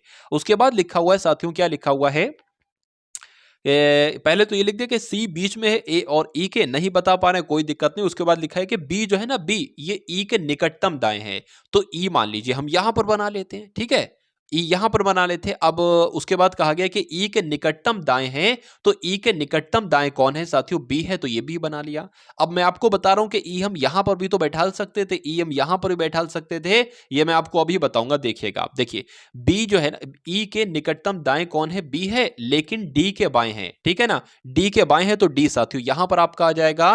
बी जो है ये ई के निकटतम दाएं है, लेकिन बी जो है ये डी के साथियों बाएं है। हो गया इतना। अब देखिए अब क्या साथियों हम लोग ये बैठा सकते हैं, ठीक है। कहा गया है कि सी बीच में है ए और ई के, तो ई आपका ये हो गया, ए आपका ये हो जाएगा, और ए और ई के बीच में किसको बैठाला गया है, सी को बैठाला है, तो सी यहां पर बैठा जाएगा। उसके बाद कहा गया है कि एफ दाएं छोर पर नहीं है। अब देखिए यहां से कहानी अच्छी वाली शुरू होती है। दाएं छोर में हमारा एक बचा है ना, एक पर्सन का, लेकिन यहां पर कह रहे हैं कि दाया तो नहीं, और ये साथियों दाया होता है आपका, मैं आपको बता दूं, और ये छोर क्या होता है, ये छोर बायां होता है। और कहा जा रहा है कि एफ दाएं छोर पर नहीं है, तो इस इंसान को कट कर दो, यहां पर एक नई पोजीशन बना दो। अब तो एक बच गया ना, तो एफ दाएं छोर पर नहीं है, तो साथियों एफ आपका बाएं छोर पर होगा, ठीक है ना। तो अब साथियों ये बनी है। कभी भी ऐसे ना करिए कि साथियों, ठीक है, ए और ई के बीच में सी है, बैठा सकते हैं, कोई दिक्कत नहीं, ये भी हो जाएगा। ये लेकिन यहां पर कंफ्यूजन हमें यह था कि हम ई को इधर को रखें, मतलब सी के दाएं की तरफ रखें, या सी के बाएं की तरफ रखें, इसलिए वहां पर हमने नहीं लिया था, ठीक है। चलिए कोई दिक्कत नहीं। पूछा क्या जा रहा है ये हम लोग देख लेते हैं कि बाएं छोर पर कौन है, तो बाएं छोर पर साथियों आपका एफ है, तो एफ आपका राइट आंसर हो जाएगा। आपसे पूछा जा सकता था कि बताइए भैया जो है ना, बीच के दो लोग कौन है, तो बीच के दो लोग ये हैं। दायां पूछा तो दाएं छोर पर ये है। तो कुल मिला के जिनको भी समझ में आया है बहुत अच्छी बात है साथियों। उसके बाद देखिए अगले नंबर का प्रश्न आपकी स्क्रीन पर है। यहां पर अगर बात करें कि अच्छी पुस्तक कथन आपके सामने, और फिर अवधारणा आपको बताना है कौन सी सही है। अच्छी पुस्तक भले ही महंगी हो बिकती हैं, यानी कि अच्छी पुस्तक भी हैं, ठीक है, अच्छी पुस्तक जो है वो बिकती हैं। अब यहां पर महंगी पुस्तक है, ठीक है, महंगी पुस्तक भी है, सस्ती पुस्तक भी, लेकिन कहा गया है कि जो महंगी पुस्तक है वो भी बिकती हैं, तो अच्छी पुस्तक भले ही महंगी हो वो बिकती हैं। पहला अवधारणा कहता है कि कुछ पुस्तकें दूसरी पुस्तकों से अच्छी हैं, पहली बात ये कही गई है साथियों। तो ये बात तो बिल्कुल सही है, यहां पर अच्छी पुस्तक की बात की गई है, तो एक अच्छी, कोई मान लो अच्छी पुस्तक होगी तो कोई कम अच्छी पुस्तक होगी, कुछ पुस्तकें दूसरी पुस्तकों से अच्छी हैं, यह बात बिल्कुल सही है साथियों, तो ये अवधारणा बिल्कुल सही हो जाएगी। दूसरा कहा गया कि अधिकांश पुस्तकें महंगी हैं, मतलब कि ज्यादातर पुस्तकें महंगी हैं। यहां पर ऐसी जानकारी हमें कुछ नहीं मिल रही है कि ज्यादातर, अधिकांश का मतलब हो जाता है ज्यादातर पुस्तकें महंगी, ऐसा साथियों नहीं है। तो कुल मिला के ये वाला आपका गलत हो जाएगा। अवधारणा जो निहित होगी ना, वो केवल एक अवधारणा की अगर बात करें अंतर्निहित है, तो आंसर आपका जाएगा ऑप्शन नंबर ए के साथ। अब उसके बाद देखिए साथियों, अगले नंबर का प्रश्न आपकी स्क्रीन पर है कि निम्नलिखित कथन एवं उन पर आधारित तर्क को ध्यानपूर्वक पढ़कर उचित उत्तर को विकल्प, यानी कि कथन की अगर बात करें तो कथन कहता है कि पेड़ों की कटाई पर पूरी तरीके से प्रतिबंध लगा देना चाहिए। क्या पेड़ों की कटाई पर पूरी तरीके से प्रतिबंध लगा देना चाहिए? तो पहला वाला तर्क कहता है कि हाँ भैया, पूरी तरीके से प्रतिबंध लगा दो, क्योंकि पर्यावरण को अच्छा बनाने के लिए ऐसा करना सही रहेगा, ये ऐसा कहा गया है। देखिए, पर्यावरण को क्या पेड़ों की कटाई पर पूरी तरीके से प्रतिबंध लगा देना चाहिए? ठीक है, कह रहे कि हाँ, पर्यावरण को अच्छा बनाने के लिए ऐसा करना सही रहेगा। उसके बाद कहा गया कि नहीं, इससे लकड़ी उद्योग खत्म हो जाएगा। तो ये वाली अगर बात करें साथियों, ये वाली बात तो बिल्कुल सही है। अगर पेड़ों पर पूरी तरीके से क्या लगा दिया, मतलब पेड़ अगर कटते रहेंगे तो पर्यावरण भी खतरे में आ सकता है। देखिए, पेड़ अगर कटेंगे तो पर्यावरण भी खतरे में आएगा साथियों। ठीक है, तो कहा जा सकता है कि पेड़ों की अगर कटाई पर प्रतिबंध लगाया जाए तो क्या पर्यावरण अच्छा बनाने के लिए ऐसा करना सही होगा, तो ये आपका सही हो जाएगा। और अगर पेड़ों की अगर बात करें, पेड़ों पर प्रतिबंध नहीं लगाया गया तो हो सकता हो कि जो लकड़ी उद्योग है वो भी खत्म हो जाए। तो कुल मिला के आपका ये भी सही हो जाएगा, यहां पर नहीं है, ये भी सही हो जाएगा। ठीक है ना, तो दोनों आपके बिल्कुल सही हो जाएंगे। और ऐसा कहां पर लिखा हुआ है साथियों? दोनों सही है, तर्क 1 और 2 यहां पर लिखा हुआ है, तो यही आपका बिल्कुल सही जवाब हो जाता है भाई। बहुत बढ़िया, वेरी गुड क्लास। अब उसके बाद देखिए, अगले नंबर का क्वेश्चन आपकी स्क्रीन पर है। यहां पर कहा जा रहा है कि बी का भाई ए है। मान लीजिए साथियों, बी आपका ये हो गया और बी का भाई क्या हो गया? बी का भाई ए हो गया। अब कहा जा सकता है कि ये भाई है तो भाई के लिए प्लस बना देते हैं, बहन के लिए माइनस बना देंगे। तो हमें अभी इतना पता चला है कि ये भाई है, यानी कि ये पुरुष होगा। उसके बाद कहा गया है कि सी की पुत्री बी है, यानी कि सी की पुत्री बी, यानी कि जो बी है ना, बी, ये साथियों सी की पुत्री है। ये क्या है? ये सी की पुत्री है साथियों। तो ये एक तरीके से बेटी हो गई सी की। उसके बाद कहा गया है कि और ए के पिता डी हैं। अच्छा, ए के पिता कौन हो गए? ए के पिता साथियों डी है। अभी हमें इतना पता था कि ये दोनों भाई बहन हैं और ये इनकी माता है और ये इनके पिता है। तो मैं कह सकता हूं ये दोनों आपस में पति पत्नी है। ठीक है ना। अच्छा, पूछा क्या गया है कि सी डी से किस प्रकार संबंधित है, यानी कि डी क्या कहेगा सी को? तो डी क्या कहेगा साथियों सी को? डी तो कहेगा पत्नी। डी क्या कहेगा? डी पत्नी कहेगा। तो पत्नी कौन से ऑप्शन में? साथियों ऑप्शन नंबर बी वाले में है। तो यही आपका बिल्कुल सही जवाब हो जाता है। अब उसके बाद देखिए, अगले नंबर का क्वेश्चन आपकी स्क्रीन पर है। अब मैथ के क्वेश्चन साथियों यहां पर आपके स्टार्ट हो चुके हैं। चलिए देखिए, अनूप है, हरेंद्र है और शिवेश है, 3 लोग हैं। इन्होंने एक चारागाह किराए पर लिया है। मान लीजिए साथियों, एक चारागाह है ये, इसको किराए पर लिया है किसने किसने? अनूप ने, हरेंद्र ने, शिवेश ने। चलिए, उसके बाद कहा गया कि उन्होंने उसका क्रमशः, यानी कि जो अनूप है ना, अनूप, ये 5 दिनों तक उपयोग करते हैं इस चारागाह का। उसके बाद हरेंद्र आ जाते हैं, ये 6 दिन तक उपयोग करते हैं। और फिर शिवेश आ जाते हैं, ये 9 दिनों तक इसका उपयोग करते हैं। ठीक है, क्रम के अनुसार चलते हैं, ऐसे कह सकते हैं। तो यदि चारागाह का कुल किराया 2400 रुपए हो तो हरेंद्र द्वारा दी गई राशि क्या होगी? देखिए, अब अगर बात करें, इन्होंने जितने दिन के लिए साथियों इस्तेमाल किया है ना, तो उतने के अनुपात में ही इनको पैसे देना होंगे। मान लीजिए साथियों, अनूप ने अगर दिए 5 रुपए तो हरेंद्र देगा 6 रुपए और शिवेश देगा 9 रुपए, एक तरीके से कह सकते हैं। और टोटल कितने हैं साथियों? टोटल रुपए कितने हैं? टोटल रुपए 2400 हैं। तो मैं कह सकता हूं साथियों, 5x plus 6x plus 9x बराबर कितने हैं? एक तरीके से रुपए ही तो हैं। ठीक है ना। क्यों? क्योंकि यहां पर खैर है तो दिन, लेकिन अगर बात करें जितने दिनों के लिए ये इस्तेमाल करते, इनको इतना उतना भाग ही देना पड़ेगा पैसों का। तो इसकी अगर बात करें तो देखो, आप ऐसे भी कर सकते हो। मैं आपको दूसरा तरीका भी बता देता हूं। जैसे कि 2400 आपने लिखे ना, 2400 रुपए है ना, आप किसका पता करना चाहते हो? हरेंद्र का पता करना चाहते हो। हरेंद्र की अगर बात करें तो 6 है तो 6 लिख लो, और नीचे क्या लिख दो? नीचे दोनों का, तीनों का टोटल लिख दो। 9 6 15 हो जाएंगे और 5 आपके 20 हो जाएंगे। तो इसको कैलकुलेट कर लो साथियों, हरेंद्र द्वारा दी गई राशि आपको मालूम पड़ जाएगी। इस जीरो से ये जीरो कटेगा। 2 की अगर बात करें, ये आपका 3 हो जाएगा। उसके बाद अगर बात करें 24 तिया गुणिया कितने होते हैं, 72 होते हैं। 72 होते हैं, एक जीरो लगाए तो 720 हो जाएंगे, यानी कि हरेंद्र द्वारा दी गई राशि क्या होगी साथियों, 720 होगी। अब दूसरा तरीका भी आप निकाल सकते हैं साथियों, क्या 2400 आपका ये हो जाएगा, इसको जोड़ोगे ये कितना हो जाएगा, 20x हो जाएगा, यानी कि 20x बराबर कितना है साथियों, 2400 है। तो 1x बराबर कितना निकलेगा साथियों, मैं कह सकता हूं इस जीरो से आपका ये जीरो कट जाएगा, 120 निकलेगा, ठीक है ना। तो अब हमें इसका निकालना है 6 का, तो इसकी गुणा करा दो तो 12 छंग आपका 72 हो जाएगा, जीरो निकल जाएगा, बात आपकी वही जाएगी। अब उसके बाद देखिए साथियों, अब उम्मीद करता हूं कि अगर आपसे अनूप का पूछा जाता तब भी आप बता देते, शिवेश का पूछा जाता तब भी आप बता देते। 99 सही 1/7 प्लस 99 सही 2/7, 99 सही 3/7, 4/7, ऐसे करके साथियों ये है। अब यहां पर देखिए क्या करेंगे, सबसे पहले अगर बात करें, इसमें कुछ नहीं करना है, 7 की गुणा 99 से कराइए। क्या 7 की गुणा साथियों 99 से कराएंगे तो 7 रीम आपका 63 हो जाएगा, 7 रीम आपका 63 हो जाएगा, और यहां पर साथियों 63 और 693 आ जाएगा।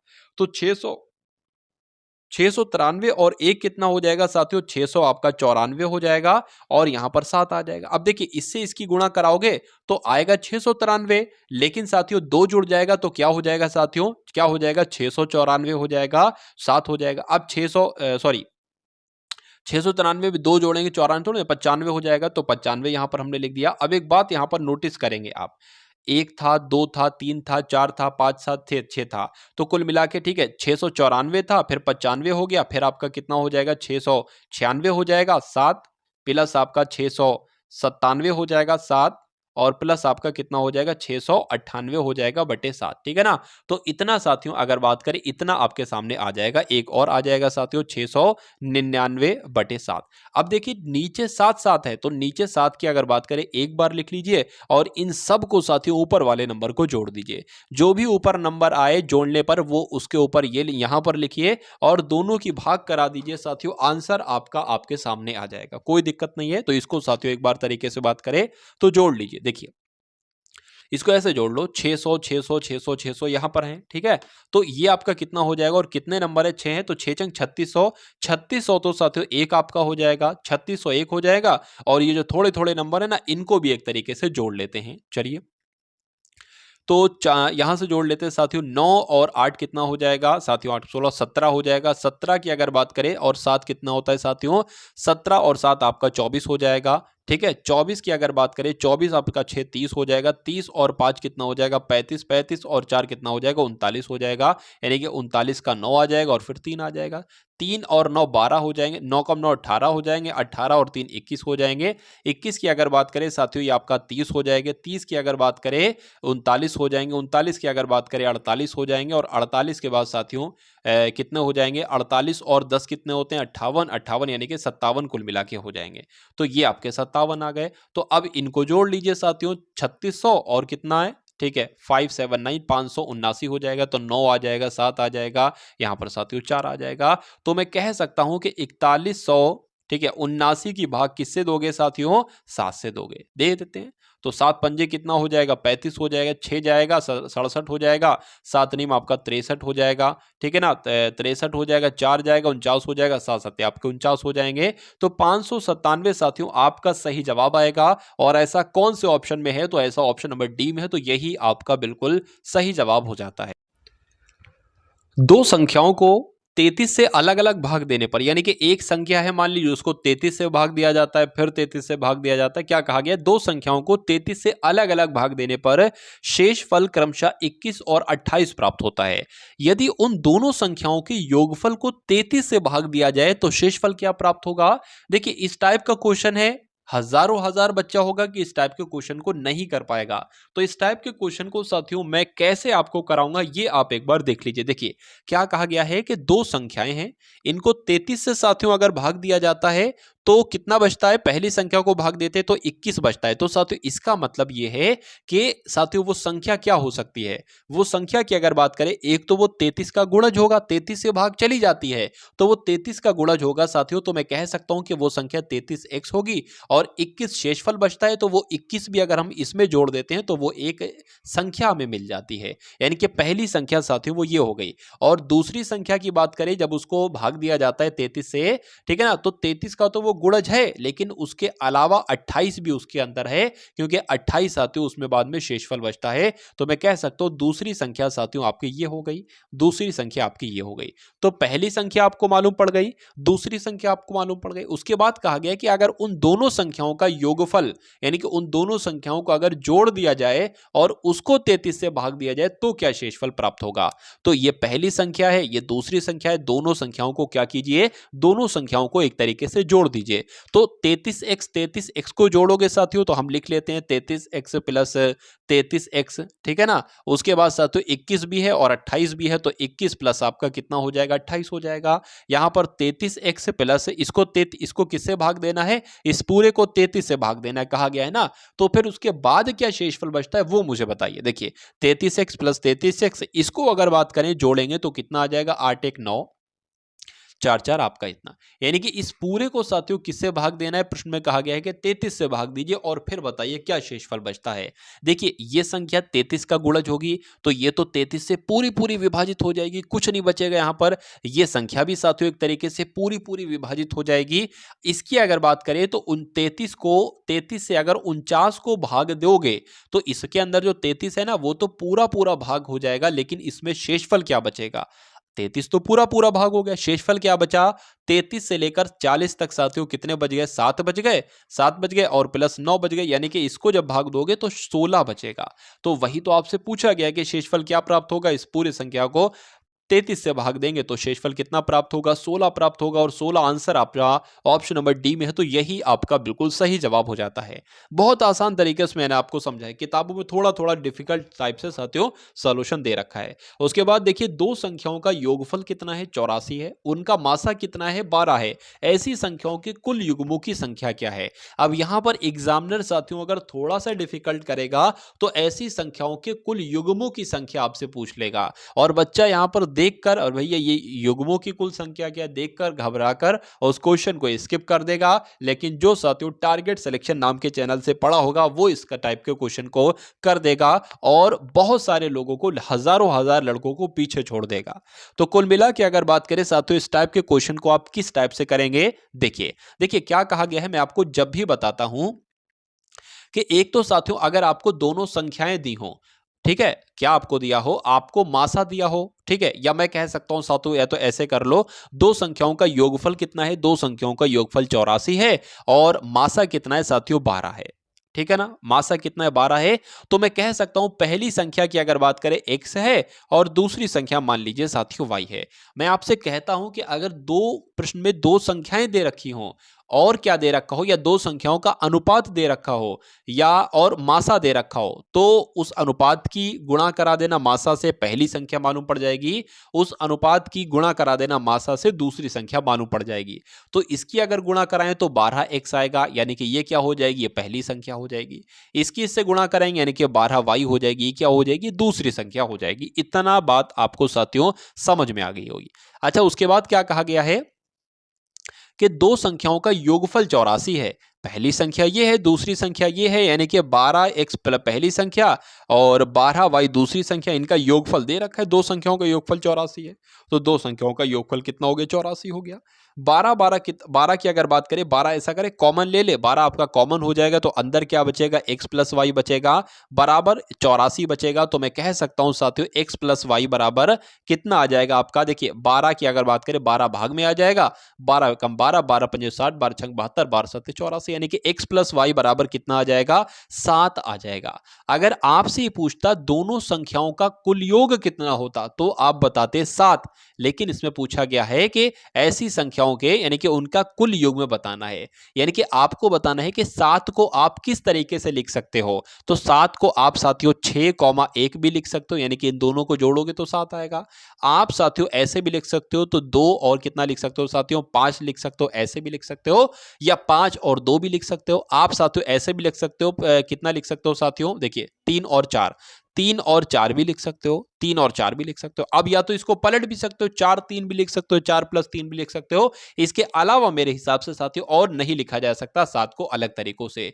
तो एक ये युग्म हो गया, एक ये युग्म हो गया, एक ये युग्म हो गया। कुल मिला के कितने युग्म हो गए? 3 युग्म हो गए और यही आपसे पूछा गया था। तो आंसर आपका साथियों 3 युग्म के साथ जाएगा और जिनका भी आंसर यहां पर ऑप्शन नंबर बी है तो बिल्कुल करेक्ट भाई, बहुत बढ़िया, वेरी गुड क्लास। चलिए अब उसके बाद देखिए अगले नंबर का क्वेश्चन आपके स्क्रीन पर है, देखिए और बताइए सही जवाब आपका क्या होगा। किसी वर्ग के विकर्ण की लंबाई 15√2 है, इसका क्षेत्रफल क्या होगा? देखिए वर्ग क्या होता है? वर्ग ये होता है, वर्ग का मतलब है साथियों जो इस भुजा की लंबाई है वही उसकी भुजा की लंबाई ये होगी और सेम टू सेम यही होगी और सेम टू सेम यही होगी। विकर्ण की बात कही गई, यहां से एक ऐसे तीर खींचकर यहां पर दिखाएं तो इस लाइन को साथियों विकर्ण कहा जाता है। ये हो गया वर्ग का विकर्ण। और वर्ग के विकर्ण की लंबाई कितनी दे रखी है साथियों? 15√2 दे रखी है। तो इस विकर्ण अगर बात करें इस वर्ग का क्षेत्रफल आपसे कुल मिलाकर पूछा जा रहा है। क्या पूछा जा रहा है साथियों? इसका क्षेत्रफल साथियों आपसे यहां पर पूछा जा रहा है। अब यहां पर साथियों एक सूत्र की जरूरत है। किस सूत्र की जरूरत है? वर्ग का विकर्ण। अच्छा यहां पर दे रखा है कि वर्ग का विकर्ण कितना है, वर्ग का विकर्ण क्या है, लेकिन मैं आपको बता देता हूं वर्ग का विकर्ण का सूत्र क्या होता है। तो 15√2 होता है साथियों। कितना होता है? 15√2। मतलब इसमें तो दे रखा है वर्ग का विकर्ण कितना है, 15√2 है, लेकिन इसका सूत्र साथियों क्या होता है? इसका सूत्र होता है, ये आप लोग ध्यान रखेंगे, a√2। a√2 तो इसके बराबर आएगा, लेकिन वर्ग का विकर्ण दे कितना रखा है? 15√2 दे रखा है। तो वर्ग के विकर्ण की जगह पर 15√2 आ जाएगा और बराबर जो है साथियों वो a√2 है, तो a√2 हो जाएगा। अब √2 यहां पर भी है, √2 यहां पर भी, तो √2 से √2 कैंसिल हो जाएगा, यानी कि a बराबर कितना आ जाएगा? 15 आ जाएगा। तो अब कुल मिला के साथियों इसकी एक भुजा हमें पता चल गई है और इसकी जब एक भुजा पता चल जाती है और क्षेत्रफल पूछा जाता है तो उस भुजा का क्या होता है? उस भुजा का स्क्वायर ही साथियों क्षेत्रफल कहलाया जाता है। तो क्या हो जाएगा? 15 का स्क्वायर क्या हो जाएगा साथियों? 225 हो जाएगा। तो 225 हो जाएगा साथियों, ये क्षेत्रफल हो जाएगा। और 225 कौन से ऑप्शन में है ये आपसे पूछा जा रहा है साथियों। 225 यहां पर साथियों इस टाइप से लिखकर आ रहा है, तो ये रूट वुड तो नहीं होगा साथियों। कुल मिला के ये सेंटीमीटर स्क्वायर है, छोटा सा आना चाहिए, ठीक है। तो 225 सेंटीमीटर स्क्वायर आपका राइट आंसर हो जाएगा। आंसर आपका जो जाएगा वो ऑप्शन नंबर डी के साथ जाएगा। अब उसके बाद देखिए अगले नंबर का क्वेश्चन आपकी स्क्रीन पर है, बताइए। देखिए यहां पर अगर बात करते हैं, यहां पर अगर बात करें किसी तांबे के तार को जब एक वर्ग के आकार में मोड़ा जाता है, मान लीजिए एक तांबे का तार है ये ऐसे करके लंबा, इसको हम क्या, इसको एक वर्ग बना लेते हैं, इसको एक क्या बना लिया, एक वर्ग बना लिया।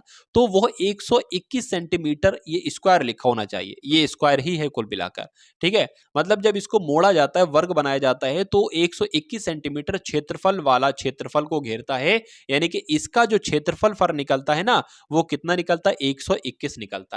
अच्छा इस भुजा को हम क्या मान लेते हैं? इस भुजा को हम a मानते हैं और क्षेत्रफल की अगर बात करें तो a स्क्वायर मानते हैं, यानी कि a स्क्वायर बराबर जब 121 है तो a बराबर कितना आ जाएगा? 11 आ जाएगा, क्योंकि 11 का ही स्क्वायर 121 होता है। तो इस भुजा की लंबाई हमें पता चल गई साथियों 11 है, ठीक है ना।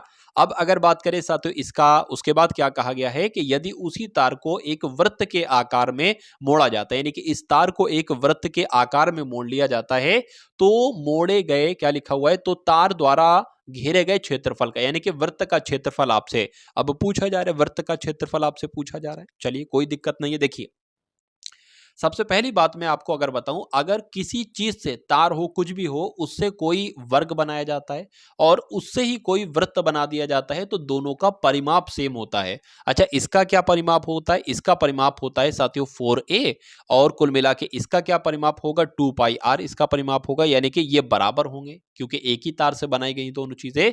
तो अगर बात करें a 11 है तो 4a कितना हो जाएगा? 44 हो जाएगा, बराबर 2 की अगर बात करें पाई बराबर 22/7 आ जाएगा और यहां पर आर आ जाएगा। अब अगर बात करें साथियों यहां पर देखिए ये भी 44 है और ये भी 44 है, तो 44 से 44 कट जाएगा, आर बराबर क्या आ जाएगा? 7 आ जाएगा। अब मैं इसको कट कर रहा हूं साथियों, आर बराबर 7 मैं यहां पर लिख रहा हूं। आर बराबर साथियों कितना आ गया? आर बराबर 7 आ गया और एक वर्ग था और साथियों एक वृत्त था। तो वृत्त का क्षेत्रफल आपसे पूछा जा रहा है और वृत्त का क्षेत्रफल साथियों क्या होता है? पाई आर स्क्वायर होता है। तो पाई आर स्क्वायर, अब ये आर का मान हमें चाहिए था ना क्षेत्रफल निकालने के लिए, इस इसलिए हमने आर का मान निकाला। तो आर पाई कितना हो जाएगा, 22/7 हो जाएगा। आर की अगर बात करें 7 गुणा 7 हो जाएगा, इसको ये कट होगा और तो 22 और 7 बचेगा, यानी कि 22 गुणा 7 बचेगा, 7 दूना 14 हो जाएगा, 7 दूना 14 और 1 15 हो जाएगा। तो 154 आपका राइट आंसर जाएगा, जो कौन से ऑप्शन में है साथियों, ऑप्शन नंबर ए में है। तो यही आपका बिल्कुल सही जवाब हो जाता है भाई, बहुत बढ़िया, वेरी गुड क्लास। अब उसके बाद देखिए अगले नंबर का क्वेश्चन आपके स्क्रीन पर है, देखिए और बताइए साथियों सही जवाब आपका क्या हो सकता है। किसी सप्ताह के प्रथम 4 दिन का औसत कितना है, तापमान 47 डिग्री सेल्सियस है, तथा अंतिम 4 दिनों का औसत तापमान कितना है, 41 डिग्री सेल्सियस है। यदि पूरे सप्ताह का औसत तापमान 39 डिग्री सेल्सियस है तो चौथे दिन का तापमान क्या होगा। देखिए यहां पर 7 दिनों की एक तरीके से बात की गई है सप्ताह, यहां पर 4 दिन और 4 दिन 8 दिनों की बात की गई है। तो एक दिन इसमें एक्स्ट्रा है और एक दिन इसमें कुल मिला के कम है, इसमें तो सही, इसमें एक दिन एक्स्ट्रा है। देखिए प्रथम 4 दिनों का तापमान कितना है, 47 डिग्री सेल्सियस, 37 डिग्री सेल्सियस। तो 4 दिन का तापमान कितना है साथियों, 37 है ना। तो 4 दिनों का तापमान का योगफल कितना हो जाएगा, 37 गुणा 4 कराएंगे तो 7 चौक 28 आपका हो जाएगा, 7 तियां 12 और 2 आपका 14 हो जाएगा। चलिए अब उसके बाद अगर बात करें अंतिम 4 दिनों का कितना है साथियों, कितना दे रखा है, 41 दे रखा है। तो इसको भी देख लीजिए, 4 एकम 4 और 4 चौक 16 हो जाएगा। अब 4 दिन का योगफल, 4 दिन का कुल मिला के तापमान 164 और 4 दिन का कुल मिला के तापमान 148। तो क्या करेंगे साथियों, दोनों को जोड़ लेंगे और 8 दिन का साथियों कुल मिलाकर जो तापमान बनेगा ना, 8 दिन का कितना बनेगा, 8 4 आपका 12 हो जाएगा, ठीक है। और ये आपका कितना हो जाएगा, 10 और 11 हो जाएगा, और ये आपका कितना हो जाएगा साथियों, 3 हो जाएगा। यानी कि 8 दिनों का कुल मिला के तापमान जो बन रहा है साथियों वो 312 डिग्री सेल्सियस बन रहा है। यहां पर क्या कहा गया था कि यदि पूरे सप्ताह का यानी कि 7 दिन का जो तापमान था वो कितना था, वो 39 डिग्री सेल्सियस था। तो 7 दिन का तापमान देख लीजिए कितना है, तो 7 नीम आपका 63 हो जाएगा, 6 चला जाएगा, 7 तियां 21 हो जाएगा, 21 और 6 आपका 27 हो जाएगा। तो कुल मिला के साथियों यहां पर अगर बात करें 7 दिन का तापमान कितना दे रखा है, 7 दिन का तापमान दे रखा है कितना साथियों, 200, एक सेकेंड, 273 डिग्री सेल्सियस। तो 273 डिग्री सेल्सियस दे रखा है। तो देखिए 8 दिन का ये हो गया, 7 दिन का ये हो गया, इनको अगर माइनस करा दोगे तो हमें एक दिन का निकल कर आ जाएगा तापमान, और वो एक दिन का जो होगा ना वो असल में चौथे दिन का तापमान हम उसको कह सकते हैं। तो 12 साथियों अगर बात करें, 12 में से 3 जाएगा, कितना बचेगा, 9 बचेगा। 30 में से 27 जाएगा साथियों, 3 बचेगा। तो चौथे दिन का तापमान जो निकलेगा वो 39 डिग्री सेल्सियस निकलेगा, और यही आपका बिल्कुल सही जवाब हो जाता है। तो जिनका भी आंसर यहां पर ऑप्शन नंबर सी है तो बिल्कुल करेक्ट भाई, बहुत बढ़िया, वेरी गुड क्लास। तो एक तो साथियों वैसे क्वेश्चन आपसे पूछा जा सकता था तापमान वगैरह से, एक आपसे ऐसे पूछा जा सकता है कि 5 संख्याओं का औसत 7 है, 3 नई संख्याएं सम्मिलित करने पर 8 संख्याओं का औसत 8.5 हो जाता है, ठीक है ना। तो 3 नई संख्याओं का औसत क्या होगा। पहले क्या कहा गया है कि 5 संख्याओं का औसत कितना है, 5 संख्याओं का औसत 7 है। तो मैं कह सकता हूं 5 संख्याओं का कुल क्या लगे, 5 संख्याओं का औसत 7 है, तो 5 संख्याओं की अगर बात करें कुल योग कितना है, 7 पंजे 35 है। 3 नई संख्याओं की अगर बात करें, देखिए 3 नई संख्याएं सम्मिलित करने पर 8 संख्याओं का औसत तापमान कितना हो जाता है, 8.5 हो जाता है। तो 3 नई संख्याएं साथियों और ऐड हो रही हैं, 5 संख्याएं तो पहले थी, 3 नई संख्याएं और ऐड हो रही हैं, तो 8 संख्याएं हो जाती हैं। और 8 संख्याओं का जो औसत बता रहे हैं वो 8.5 बता रहे हैं। तो 8 की अगर 85 से गुणा करोगे, यानी कि 8.5 से गुणा करोगे तो कितना आएगा, 8 पंजे 40 हो जाएगा, 8 2 64 और 4 68 हो जाएगा। एक नंबर के बाद पॉइंट था ना, तो एक नंबर के बाद पॉइंट लगा लिए, तो यहां पर साथियों 68 आ गया। तो अब अगर बात करें साथियों, क्या पूछा जा रहा है, 3 नई संख्याओं का औसत क्या होगा। 5 संख्याओं का कुल योग 35 है, 8 संख्याओं का कुल योग कितना है, 68 है। तो 3 संख्याओं की अगर बात करें, 3 संख्याएं वो उनका 3 संख्याओं का कुल योग कितना होगा, 68 में से 35 को घटा दीजिए, मालूम पड़ जाएगा। तो 8 में से 5 जाएगा साथियों, कितना बचेगा, 3 बचेगा। 6 में से 3 जाएगा, 3 बचेगा। तो 33 संख्याओं का औसत निकालना है, 3 से करना है, तो ये आपका 11 आ जाएगा। तो कुल मिला के 3 नई संख्याओं का औसत कितना निकलेगा, 11 निकलेगा, जो कि ऑप्शन नंबर सी में है, और यही आपका बिल्कुल सही जवाब हो जाता है। अब यहां पर देखिए साथियों, वरिष्ठ कर्मचारियों की सेवानिवृत्ति के कारण एक उद्योग में उत्पादन 20% कम हो गया, ठीक है। कार्य करने के घंटों में कितने प्रतिशत की वृद्धि करने से आरंभिक उत्पादन पुनर्स्थापित किया जा सकेगा। तो ये क्वेश्चन साथियों आज की इस क्लास का सबसे आसान क्वेश्चन है, लेकिन आप जब इसको पढ़ रहे हो तो ये क्लास का सबसे कठिन क्वेश्चन आज का लग रहा है आपको। लेकिन नहीं साथियों, बस लैंग्वेज को पढ़िए और प्रश्नों को कर दीजिए। कभी भी आपको साथियों इस टाइप का क्वेश्चन दिखे, उसमें ये कॉन्सेप्ट हो, कौन सा कॉन्सेप्ट है मैं आपको बता रहा हूं। देखिए, वरिष्ठ कर्मचारियों की सेवानिवृत्ति के कारण एक उद्योग में उत्पादन 20% कम हो गया। देखिए, कोई भी चीज अगर जिस प्रतिशत कम हो जाती है और उसके बाद कहा जाए कि कार्य के घंटे में कितने प्रतिशत वृद्धि कर दी जाए, मतलब कोई चीज अगर कम हो रही है तो उसके बाद कहा जाए कि अगर इसमें हम इतनी की वृद्धि कर दे तो मामला बराबर हो जाए, मतलब कोई ना तो नुकसान हो ना कोई फायदा हो, ये कहा जा रहा है। अगर ऐसा कॉन्सेप्ट हो तो जो प्रतिशत लिखा है साथियों वो प्रतिशत आप लिखेंगे, गुणा में 100 लगाएंगे, और अगर लिखा हो इतने प्रतिशत की कमी तो कर देना साथियों क्या, 100 माइनस कितने प्रतिशत की कमी, 20 की कमी, तो ये कर देना। लेकिन अगर लिखा हो कि इतने प्रतिशत अधिक हो जाता है तो 100 प्लस उतने प्रतिशत कर देना। तो कुल मिला के ऊपर आ जाएगा 2000, नीचे आ जाएगा 80। यहां की अगर बात करें इस जीरो से ये कट जाएगा साथियों, और ये आपका 100 आ जाएगा, और ये आपका 4 आ जाएगा, 4 से कट करेंगे कुल मिला के 25 आ जाएगा। तो 25 आपका साथियों बिल्कुल सही जवाब हो जाता है, और जिनका भी आंसर यहां पर ऑप्शन नंबर डी है तो बिल्कुल करेक्ट भाई, बहुत बढ़िया, वेरी गुड क्लास। चलिए अब उसके बाद देखिए, किसी संपत्ति का मूल्य क्या होता है साथियों, किसी संपत्ति का मूल्य 5% की दर से कम हो जाता है, ठीक है, उसका वर्तमान मूल्य इतना है, तो 3 वर्ष बाद उसका मूल्य क्या हो जाएगा, ये आपसे 3 वर्ष पहले, अच्छा 3 वर्ष पहले उसका मूल्य क्या हो जाएगा, ये आपसे कुल मिला के यहां पर कहा जा रहा है। तो कहा गया है कि 3 वर्ष पहले उसका मूल्य कितना हो जाएगा, यानी कि अगर बात करें साथियों वर्तमान आपका ये है तो 411 आपका सबसे पहले आ जाएगा। क्या आ जाएगा साथियों, 411 540, यानी कह सकते हैं साथियों कितना हो जाएगा, 4,11,540 हो जाएगा। बराबर अगर बात करें 3 वर्ष पहले का मूल्य आपसे पूछा जा रहा है ना, तो उसको P मान लेते हैं।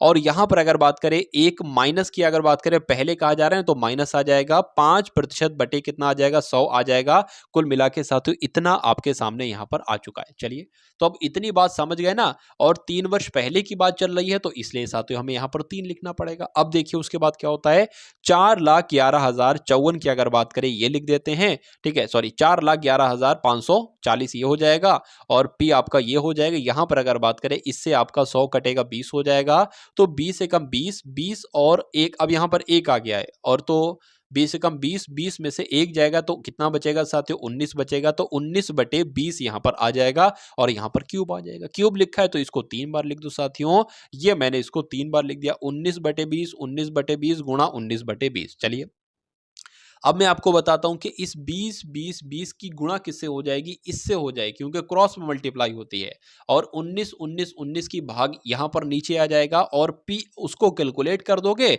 तो क्या आपके पास आ जाएगा साथियों, आपके पास आ जाएगा P का मान, जो कि आंसर होगा। तो कुल मिला के यहां पर साथियों ये हम सबसे पहले तो यहां पर लिख देंगे, ठीक है ना, तो इसको मैं कट कर देता हूं और यहां पर लिख लेता हूं। यहां पर अगर बात करें 4 11 11 था, 11 था, 500 कितना था, 540 था, गुणा इसकी किससे होगी साथियों, 20 से और फिर 20 से, और इसकी भाग किससे करेंगे साथियों, इसकी भाग करेंगे 19 से गुणा 19 से गुणा 19 से। चलिए, और ये जो कैलकुलेट करके निकलेगा ये एक तरीके से P होगा, और वही आपका राइट आंसर हो जाएगा। अब क्या ये 19 से कटेगा, देख लेते हैं साथियों, 19 से कम 19 हो जाएगा, और कितना 41 है ना, तो 19 दूना आपका 38 हो जाएगा। 19 दूना आपका कितना हो जाएगा साथियों, 19 दूना आपका 38 हो जाएगा, और यहां पर 41 है तो कितना जाएगा साथियों, 3 जाएगा ना, तो साथियों ये आपका फिर से 31 हो जाएगा, फिर से क्या हो जाएगा, 31 हो जाएगा, तो अब 19 से कम 19 ही आ जाएगा। और अब अगर बात करें यहां पर साथियों कितना आ जाएगा, आपका 112 आ जाएगा, क्योंकि 11 उधर है, 12 आ जाएगा, तो ये अब 125 हो जाएगा। तो 19 की भाग दो कि 125 से कम आ जाए, तो 19 पंजे 95, 19 छंग 114, 19 सत्ते 133, तो ये तो ज्यादा हो रहा है, तो 19 छंग आपके कितने हो जाएंगे, 19 छंग साथियों आपके हो जाएंगे 114। चलिए, और ये कितना है साथियों, ये 125 है, तो यहां पर कितना बढ़ेगा साथियों, यहां पर एक तरीके से अगर बात करें तो 11 बढ़ेगा, ठीक है ना। यहाँ पर साथियों 11 बढ़ेगा 114 ये आ गया, और 19 छंग 114 होते हैं, तो 19 छंग साथियों कितने हो जाएंगे, 114 हो जाएंगे। अब इसका खेल खत्म और इसका खेल खत्म। अब इसको देखते हैं, 19 से कम 19 हो जाएगा, 19 से कम 19 हो जाएगा, 2 बचेगा, ये 26 हो जाएगा, फिर 19 से कम 19 हो जाएगा, कितना बचेगा, ये आपका साथियों 1 बचेगा, यानी कि 7 बचेगा, तो ये कुल मिला के 76 हो जाएगा। तो और 19 की अगर बात करें, 19 चौक आपके 76 ही होते हैं, तो 19 चौक आपके 76 हो गए, और 0 लगा, 0 बच गया। अब इसको भी खत्म। ये अगर बात करें 19 कितने, 19 छंग आपके 114 होते हैं, तो 19 छंग आपके 114 हो जाएंगे। तो कुल मिला के ऊपर अब 60 गुणा 20 गुणा 20 गुणा 20 बचा है, तो 2 दूना 4, 4 दूना 8 साथियों, 8000 आपका ये आ जाएगा, और गुणा 60 आपका ये आ जाएगा। 6 चंग 36, 6 सत्ते 42, 6 अट्ठे 48 हो जाएगा, 48 हो जाएगा, और 4 जीरो हैं कुल मिला के, तो 4 जीरो लगा लेंगे, यानी कि साथियों 4,80,000 आपका आंसर आ जाएगा, जो कि कौन से ऑप्शन में लिखा हुआ है, ऑप्शन नंबर डी में लिखा हुआ है। तो यही आपका बिल्कुल सही जवाब हो जाता भाई। बहुत बढ़िया, वेरी गुड क्लास। तो इतने साथियों यूपी पुलिस कांस्टेबल के लिए आपके लिए यहां पर मैं क्वेश्चंस लाया था। अगर बात करें साथियों आपको इस टाइप के और मॉडल पेपर और फुल मॉक टेस्ट चाहिए हैं, तो उनका लिंक मैंने डिस्क्रिप्शन में दे दिया है, वहां से जाकर साथियों आप वीडियोस को देख सकते हैं और अपनी तैयारी को और भी मजबूत कर सकते हैं, अपनी तैयारी में 4 चांद लगा सकते हैं। तो साथियों वीडियो आपको कैसी लगी एक बार कमेंट सेक्शन में अवश्य बताइएगा। इस वीडियो को अगर हो सके तो कम से कम अपने 2-4 मित्रों के पास जरूर शेयर कर दीजिएगा, या आपको साथियों में बहुत अच्छा लगेगा। मुझे वीडियो को शेयर कीजिएगा, वीडियो को लाइक कीजिएगा, अगर चैनल पर नए हैं तो चैनल को जरूर सब्सक्राइब करके बेल आइकन पर क्लिक कर लीजिएगा, क्योंकि साथियों बहुत जल्द मैं आप सभी के लिए करंट अफेयर की वीडियो बनाने वाला हूं, जो बहुत शानदार होगी। तो मिलते हैं हम सभी लोग आने वाली वीडियो में। जय हिंद साथियों।